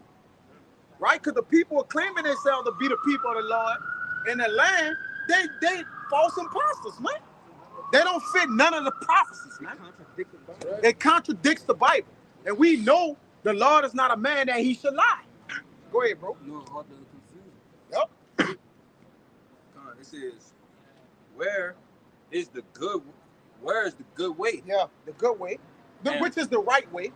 Go ahead. And walk therein. Yeah. And ye shall find rest for your soul. Then that's how we found rest into our souls, man. It gave us peace. Which, that's when Yahushua came unto us. He's what? He's shalom. He's the peace. He's the rest. All right? The king of peace. So we got the peace when we found the wisdom. We found out who we was of old, that the kingdom of heaven, dominion, immortality is coming into us, and that gave us rest, man. All right? Said that. He said the truth shall make you free. The truth shall make you free. Like when you handcuffed and in bondage, the only peace of mind we get is the scriptures, right? Is a comforter. So when you in jail, which we are in jail, we still in prison according to Isaiah 42:20. We're spoiled, all right, and in prison. We're actually found in the hands of the man that stole us, according to what? Exodus 21:16. We're actually in the prison, in the pit, man. Snared. Free spiritually. Yup, but free spiritually. All right, go ahead. There's more. And it says, Go ahead. but they said, You got it. we will not walk therein. Yeah. So we're not walking therein. Then what? We got the curses in which they still on us today. The curses are not off us, but we have remembered ourselves and what? We surely starting to come back to the Lord, which we have came back. All right, and that's why you see this phenomenon happen where men are rising up in all four corners of the earth, what? Praising the name of the Lord, Yahweh Ba'ashim Yahushai. That wasn't coincidental, it was prophetic. Go ahead, brother. That's another sign too. That's showing we are those people. We those people. About those churches, in those last days, they show what? Of what? Jeremiah 28:8 tell you, right? Of pestilence. They're going to be preaching of wars, pestilence, and what? The end time to come, man. The prophets get raised up what? Last, man. Along with the apostles. They should come forth last, and then what? Tell the world of judgment. And now you see, it say your eyes shall see your teachers. So you see the apostles of the earth. All right? True that sprung up, man. That had been so long without fruit, it done sprung up. Go ahead, Nahar, you got it, bro. What you got it. It's like what the brother was saying about a heathen is not going to be able to stand in the presence of the Lord and deal with the scriptures. This is why it says, it's the letter to the Hebrews chapter 4, verse 12. For the word of Yahweh is quick and powerful and sharper than any two-edged sword, piercing even to the dividing asunder of soul and spirit and of the joints and marrow, and is a discerner of the thoughts and intents of the heart. So the scriptures cut you, man. If you're a heathen and you standing up here, you're going to be cut by the judgment of the heathen. You're going to be really cut by the promises given to Abraham, Isaac, and Jacob, because the heathen ultimately hate these people. If you're a so-called Negro, Latino, Native American, you have enemies. Your enemies don't want to hear about you ruling on thrones. So that's gonna cut you. You're gonna walk away. You're not gonna hang around for an hour asking questions about the Bible, right? Those are Jakes. You got it, right?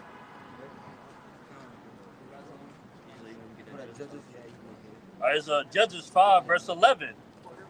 They that are delivered from the noise of archers in the places of drawing waters. And that drawing waters represents captivity, slavery.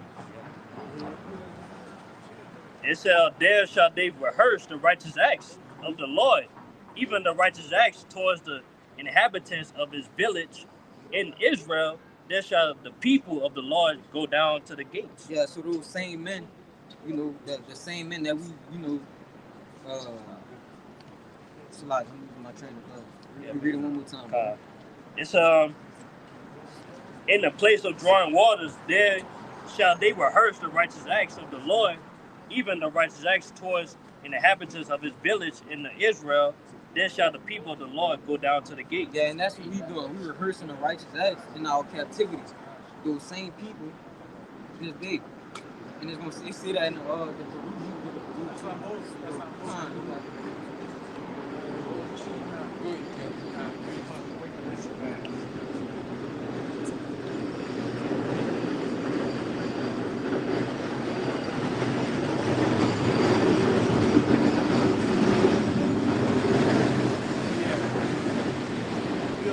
Get him on camera, but we got a guy, Israelite, standing on the other side right now, who's a Israelite foreigner, and you know, I was talking to him on the side, you know, about, he was talking to me about his situation. You know, he looks like a heathen nation, but the Spirit bear witness that he's an Israelite, and then the Spirit, you know, had the conversation, you know, shifted that, just showing that this is a highly spiritual thing taking place. You know, the Most High is doing his thing, you know, sifting out the elect. Well, you know, the 2/3 and the wicked of our people are going to get judged. Like you said, with the heathens as well, that when they hear this word, they're cut by it. They're getting cut spiritually, but then that physical cut is coming. So just real quick, they didn't know each other too. Like that was the Lord that set that up. You know? You had him come out, and then you had the Jake walk up, like totally unrelated, seemingly, but it was spiritual because him coming up went in the whole topic of the Israelite foreigners. So but this is Baruch chapter 2. I'm gonna start at verse 31. And shall know that I am Yahweh their power, for I will give them an heart, which is speaking of your mind, your spiritual mind, and ears to hear, and they shall praise me in the land of their captivity, you know, the land of drawing waters, you know, cutting wood, being in slavery, and think upon my name, and return from their stiff neck and from their wicked deeds, for they shall remember the way of their fathers, which sinned before Yahweh. You got it. So yeah, that's us remembering our heritage and turning back to the Lord.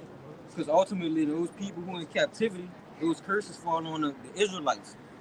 You know, so we just returning unto our heritage that we was once, you know, one with. Hey, you can't be a part of something or know something that you never knew. Yeah, it's like you can't remember something you never knew. I got to get that Ephesians 2:12. Somebody get that in the Strongs. Get that word commonwealth. Oh, yeah.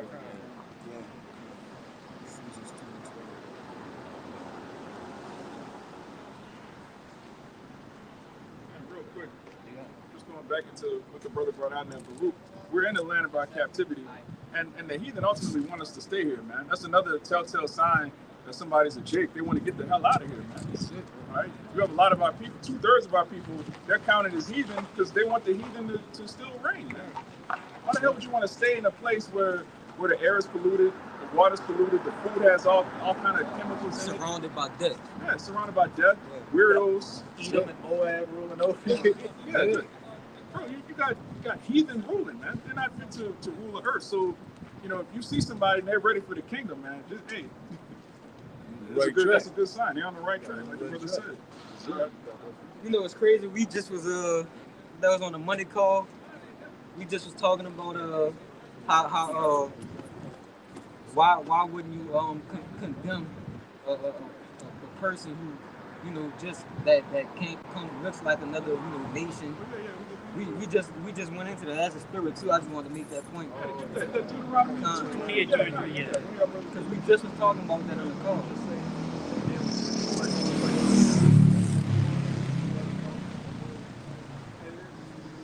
Everything you were talking about was what I was talking about, you the brother on the other side right now. You know, he said he was dealing with, you know, black only Israelites that were just saying, "Oh no, there's no way you could be an Israelite." But I'm talking over with this man, and you know, he going into the Lashawan Kodash, like he clearly the Spirit bear witness he's an Israelite. So this is a highly spiritual thing taking place.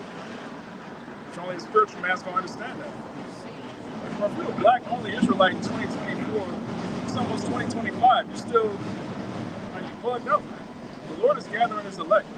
That's it. You got it, Holy. This is Deuteronomy 23, verse 7. It says, "Thou shalt not abhor an Edomite, for he is thy brother. Thou shalt not abhor an Egyptian, because thou wast a stranger in his land." Yeah, that's the 23 and 7. Yeah, the 23 and 7. You know, that was kind of what they did to Brody. Yeah, it's an error. Yeah, it's an error. But we know what it's talking about because they have Israelites, you know, that live in, you know, other nations, and because we scattered. So you may have Israelites that look like, you know, the other nations, but you're still not supposed to condemn them. You're supposed to go by the Spirit, because it could very well be another Israelite. Yeah, we're going to say where abhor means a abomination. You know what I'm saying? So basically, that's saying right there, you're not supposed to look at Israelite that look like Edom or look like an Egyptian, because that's an abomination, man. He's still Israelite. You know what I'm saying? Going back to Edom, you know, through the Spirit, man. You know. Yeah, that scripture that means hate. Like the brother said, the word abhor does not mean hate. It means you detest something as if it's unclean. Like you abhor your wife while she's on her cycle. That doesn't mean you hate your wife. You're not supposed to abhor believers that look like other nations, because we were sojourners there. All right, everywhere that there's people, there's Israelites. So in these last days, matter of fact, brother, get what is that? Joel 2nd chapter, 2, pour out His Spirit. Yep. All right, you have people from all walks of life that are going to have visions. They're going to see the destruction of America. They're going to see the missiles hitting this place, and a lot of those are Israelites. All right. This Joel chapter 2, verse 28. "And it shall come to pass afterward that I will pour out my Spirit upon all flesh, and your sons and your daughters shall prophesy, your old men shall dream dreams, and your young men shall see visions." We saw that with that so-called movie. You can't call it a movie. It's a pilot of a TV show masquerading as a movie called Homestead. You know, one of the little girls in the so-called movie, she was having visions, and they came to pass. And that's what's happening now, man. You have a lot of people dreaming about the missiles. They're dreaming about the destruction of this place, because the Lord's coming back, man. That's it. Yeah, I got that. Oh yeah, kind of. Because 1 Samuel 16, verse 7. But the Lord said unto Samuel, look not unto his countenance or on his height of his stature, because I have because I have refused him, for the Lord seeth not as no man seeth. For man looketh upon outward appearance, but the Lord looketh on to the heart. Yep, on the heart, the mind, and then what, the spirit. Because you might, even though you may look a certain way, your spirit might be right. Yeah. You might be an Israelite according to the spirit. So the Lord looking on the spirit and not the outward appearance. Yeah. That's what a lot of these jigs do, man. That's why they say all black. You know what I'm saying?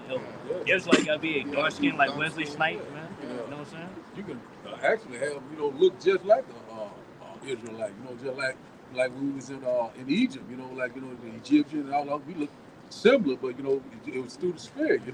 Yeah, the Lord put a dip. They put a dip between the Egyptian and what that is? That's the 11 and 7. Yeah, so that you can look just like us, walk like us, talk like us, but the spirit is really going to make the you're gonna make the cut. That spirit gonna draw you, but through the word. It's not about what we see. It all comes down to the spirit. There you go. Because just like you look like an Israelite, but you're a heathen, man. The spirit, man. You see many examples, man. You know what I'm saying? Ain't about afros and big kahunas and stuff like that. Melanated. Melanated. Man. Yeah. Like I say, the Lord He gonna do more and more examples like that, just to confound those other camps, man. Like it's a magnificent work, But he said in Habakkuk I'm a work of work in your day, which ye shall not believe, though it be told to you, man. Hey, man, the Lord is getting ready to send an influx, like the brother alluded to. That's right. An influx of these Israelites that scattered among these different nations, man. You know? But I got a quick precept. This Isaiah chapter 11, verse 10. It says, and in that day there shall be a root of Jesse, which shall stand for an ensign of the people. To it shall the Gentiles seek, and his rest shall be glorious. All right, we know that's talking about Israelite foreigners, man. It says, verse 11, and it shall come to pass in that day that the Lord shall set his hand the second time to recover the remnant of his people, which shall be left from Assyria, and from Egypt, and from Pathros, and from Cush, and from Elam, and from Shinar, and from Hamath, and from the islands of the sea.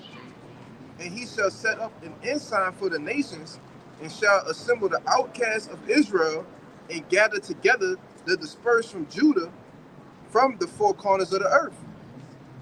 Yeah, and the scriptures, bro, that's easy. Because a scoffer read that and say, oh, that's to the Gentiles, that's to the other nations. But then at the end it says the outcasts of Israel. Yeah. So it's still talking about Israelites. Yep. That scattered abroad, across the four corners. Yep. You get that too. And this, if I can say, this is that ensign that the Gentiles are seeking, man. All right, starting with the apostles on down, man. Through the spirit and power of Yahweh Bashem now shot. It's James 1:1.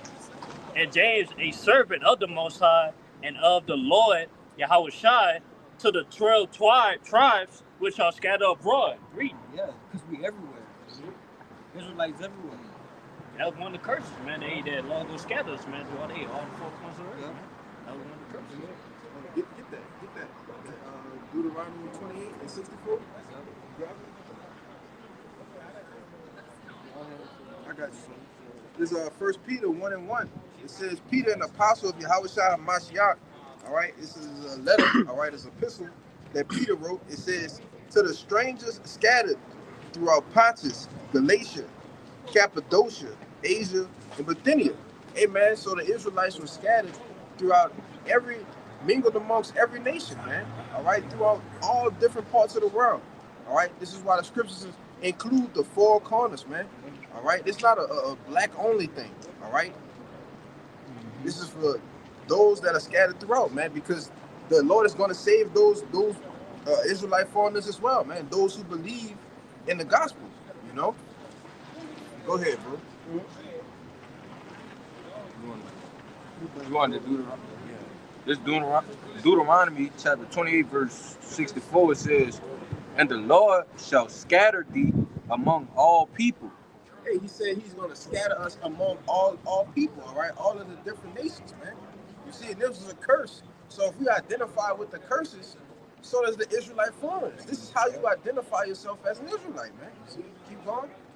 It says, from one end of the earth, even unto another, unto the other. From what? From one end of the earth, even unto the other. And there thou shalt serve other gods, which neither thou nor thy fathers have known, even wood and stone. Yep. And we did that. We went off. We were scattered. And we went off and we served idols, as it says in 2 Corinthians 12 and 2. You could get it. Just bring it out since I mentioned it. What it says is that's the idols which you were dead. Yeah, that's what you know. This it might be First Corinthians 12 and 2. Oh, that's the second.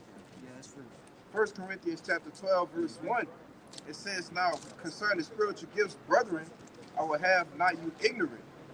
Ye know that ye were Gentiles, carried away unto these dumb idols, even as ye were led.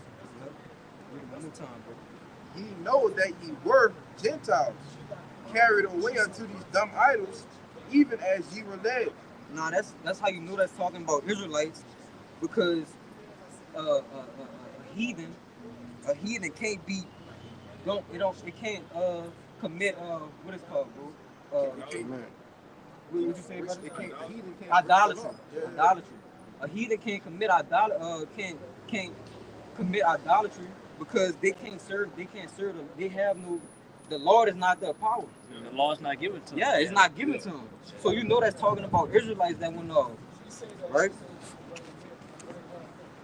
Yeah, it says you know that you were Gentiles carried away unto these dumb idols. Yeah, we had to be carried away unto those things because why? The Israelites, we serve the Lord. The heathen can't serve the Lord, so they was never. You know, it's not talking about any heathen. Yeah. Carried away from the true power, man. Your inheritance. Our Your heritage. heritage, man. Yeah. Got that Ephesians, the brother called for earlier. Ephesians 2. Come on. It's a letter to the Ephesians, chapter 2. I'm going to start at 10. It says, "For we are his workmanship, created in Hamashiach Yahweh Shai unto good works, which the Most High had before ordained that we should walk in them. Wherefore remember that ye being in time past Gentiles in the flesh, who are called uncircumcision by that which is called circumcision in the flesh made by hands," which goes back into the Acts, which we just went into. When you read Acts, the 21st chapter, you had these niggas they wanted to kill Apostle Paul because, he's bringing Greeks into the temple. But those were Israelites. So in their mind, okay, this is not an Israelite, so you're defiling the temple. They weren't spiritual at all, right? That temple was destroyed, right? This is a spiritual temple being built, and it says, verse 12, that at time ye were without Hamashiach, being aliens from the commonwealth of Israel, and strangers from the covenants of promise, having no hope, and without the Most High in the world. And you had that other Israelite foreigner. He came up. He's inebriated, but you can see he had no hope without the Lord. He was like, so if I'm not on that sign, I'm gonna be. I don't have a chance of salvation. No, he was afraid. All right, if you're not in the truth, you don't have any hope because America's about to be destroyed. So if you're not covered in Yahweh Shai's blood, you're gonna be destroyed with this place. What hope do you have if you're not of the elect? You're gonna get on a plane, fly somewhere else that's gonna be destroyed. You're gonna get a disease, a strange illness. You're gonna ultimately y'all are gonna take the C-hip, all right, the mark, the MOTB, all right, that grain of rice in your right hand or your forehead, and you're gonna be destroyed. The Lord gonna kill you himself. Yeah, because you can't escape the judgment of the Lord. It's gonna wash the whole world. They ain't gonna miss those particular places, but the whole world gonna be covered by the judgment of the Lord. Ain't no running from it. Yep, we got some. Y'all brothers got something? I got something, yeah. It's Hosea 8, verse 8. Israel is swallowed up. Now shall they be amongst the Gentiles as a vessel wherein no pleasure. Yep. God, that's exactly the point, man. Israel, man, they are swallowed up, man. By not having their heritage, man. Not knowing their nationality, not knowing the law, statutes, commandments that was given unto them. Not knowing the name. Yeah, they're among these Gentiles, man, living after the Gentile customs, man. Hey, Judah said how Israel was when it was at one with their power. Couldn't be stopped. All right, undefeated, man. But look at us in the state. What happened to us in this present day? Look at our people now. All right, look at the condition our people are now by not seeking Yahweh B'Shem Yahushua, not following the laws, statutes, commandments to the best of their ability, which they were given, man. You see? Go ahead, bro. I got a precept. This is the book of Baruch, chapter 4, and verse 6, and it reads, "You were sold to the nations, not for your destruction, but because you moved Yahweh to wrath, you were delivered unto the enemies, for ye provoked him that made you by sacrificing unto devils and not to Yahweh. Ye have forgotten the everlasting power that brought you up, and ye have grieved Jerusalem that nursed you." So backing up everything these brothers were saying, right? Once we, went off, we stopped following the law, statutes, and commandments. Right? Hey, pretty much, the Lord dealt with us, man. Right? He put us in punishment, put us, in like a jail sentence, right? You got it. Shit, I could jump over the what that is to chapter 3 and verse 8. And it's also like the brother was saying, how you identify who the children of Israel using the Bible. This says Baruch 3 and 8, and it says, Behold, ye are yet this day in our captivity, ye where thou hast scattered us for a reproach and a curse, and to be subject to payments according to all the iniquities of your fathers which departed from the Lord. Um, I keep going down. Verse 9, it says, Here, Israel, the commandments of life, give ear to understand wisdom. How happened it, Israel, that thou art in thine enemy's land, and that thou art waxing old in a strange country, that thou art defiled with debt? And that's the very same thing that's, we see day in and day out, man. You know? They said they been defiled with debt. Was they that represent these heathen nations, man? Yep. You know? Because how are they dead? Because they don't have the law, statutes, commandments, man. That's how they being dead. Like I say, man, we've been made alive, man. We've been made alive today because we return back to our heritage, man. We're rehearsing the righteous acts, man. Lost statutes, commandments. When was that out? That was 3 and 8. You would jump to 4 and 1. All right. This is Baruch 4 and 1, and it reads, This is the book of the commandments of Yahweh, and the law that endureth forever. All that keep it shall come to life, but such as leave it shall die. Yeah, it said, this is the book of the commandments, man. All that keep it, all right, the understanding, the wisdom shall come to life. As it says in Proverbs 21:16, which backs you up, what you said. Yeah. You know, the wandering out the way of understanding shall remain in the congregation of the dead. Yeah. You see? So when you don't, or you depart from this book of the law, it say you're going to die, man. All right? You're going to be spiritually dead, you know? But y'all got it. Yeah, that's the majority of our people, man. Our majority of our people is spiritually dead. You know what I'm saying? But yeah, the law is waking up his elect, man. They'll be brought back to life, man. Be quickening by life, man. You know? But hey, man, God's giving that faith of Yahushua, believing on Yahushua, who he is. And Dave, man, hey, we are rehearsing the righteous acts, man. You know, following the scripture, man, to the best of our ability. You can read that Baruch 3 and 8 again, This lie got jumped off, but I'm going to get it back. My brother says You it's want to say too something? I'm just saying it's too hard. Huh? Too hard. This Baruch chapter 3 verse 8 again, and it reads, Behold, we are yet this day in our captivity, where thou hast scattered us for a reproach and a curse, and to be subject to payments according to all the iniquities of our fathers which departed from the Lord our power. Yeah, and that's another thing. We know for certain that the Israelites are subject to payments. We poor. You could get that Haggai 1 and 6 too, because that's something, you know, that we suffer for. Majority of us. You know, I can tell you that was one of the curses in Deuteronomy, the 28th chapter. You know. Yeah, but we gotta go to the enemy for the once of all things, man. Like everything, we pay for. Like there's like even more and more we gotta pay for, man. You know what I'm saying? Like, we gotta pay bills and all that stuff. Then something goes wrong, we gotta pay this and pay that. That's what it means to be subject to payments, man. We can never have enough.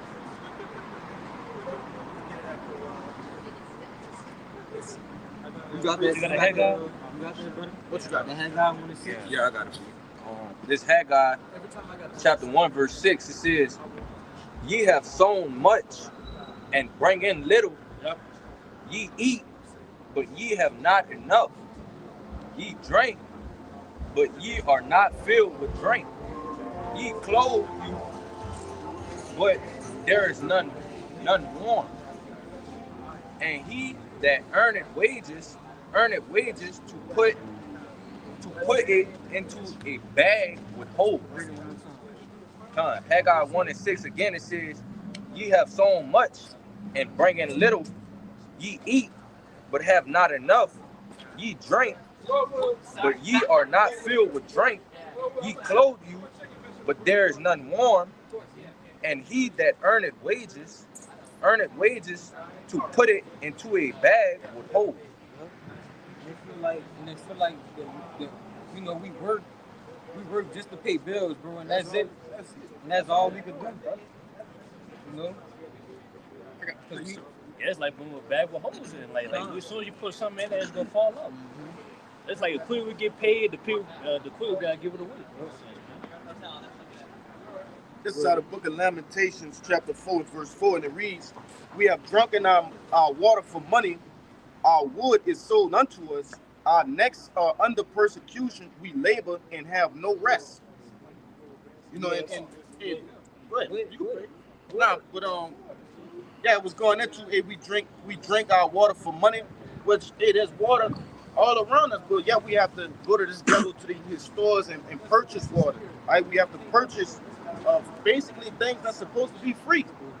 And it says our necks are under persecution, which it is. Right? This devil, well, the brother Kaya, he always say now he made a very good point a while back. If you had a neck of something, you have full and total control over it.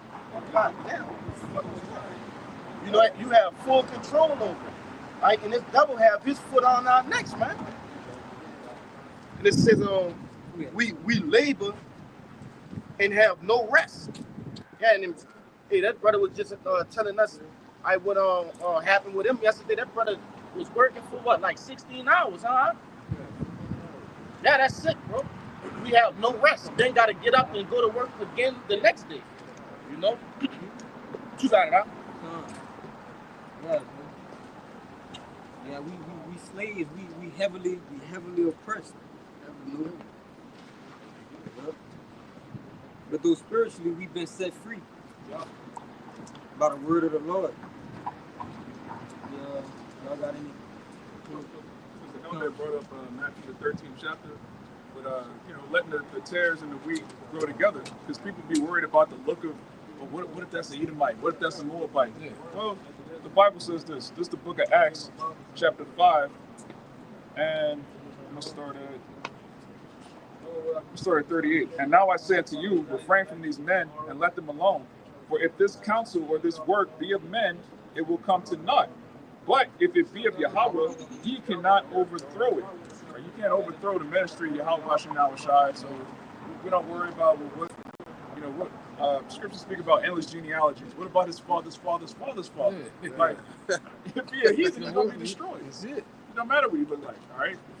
If you're a heathen and you memorize the name of the Lord, you try to sneak in the camp, you're still going into slavery. What are you doing? We're just gonna have highlights in the kingdom. Be like, hey, remember you pretend to be Israelite? So that's not even something to worry about. This is the Lord's ministry. It's not our ministry. It doesn't belong to us. It belongs to Yahweh. So if you see somebody that doesn't look like an Israelite, if you see somebody that doesn't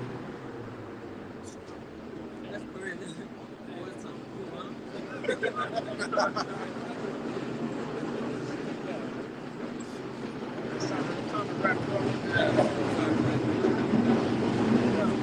Lord's wrapping up his ministry, man. We're not gonna be out here forever. So, like, you see somebody that looks like an Israelite that doesn't, what they believe, hey, abhor not an Edomite, abhor not a Moabite. Don't abhor these people, man. What you got, man? Yeah, so with that, if you no matter how you look, if you're a believer, just keep believing and hold fast on faith, until that set appointed time come where those things are revealed. But with that, we're going to close out. We're going to give infinite honors and prayers unto Yahweh. Double honors to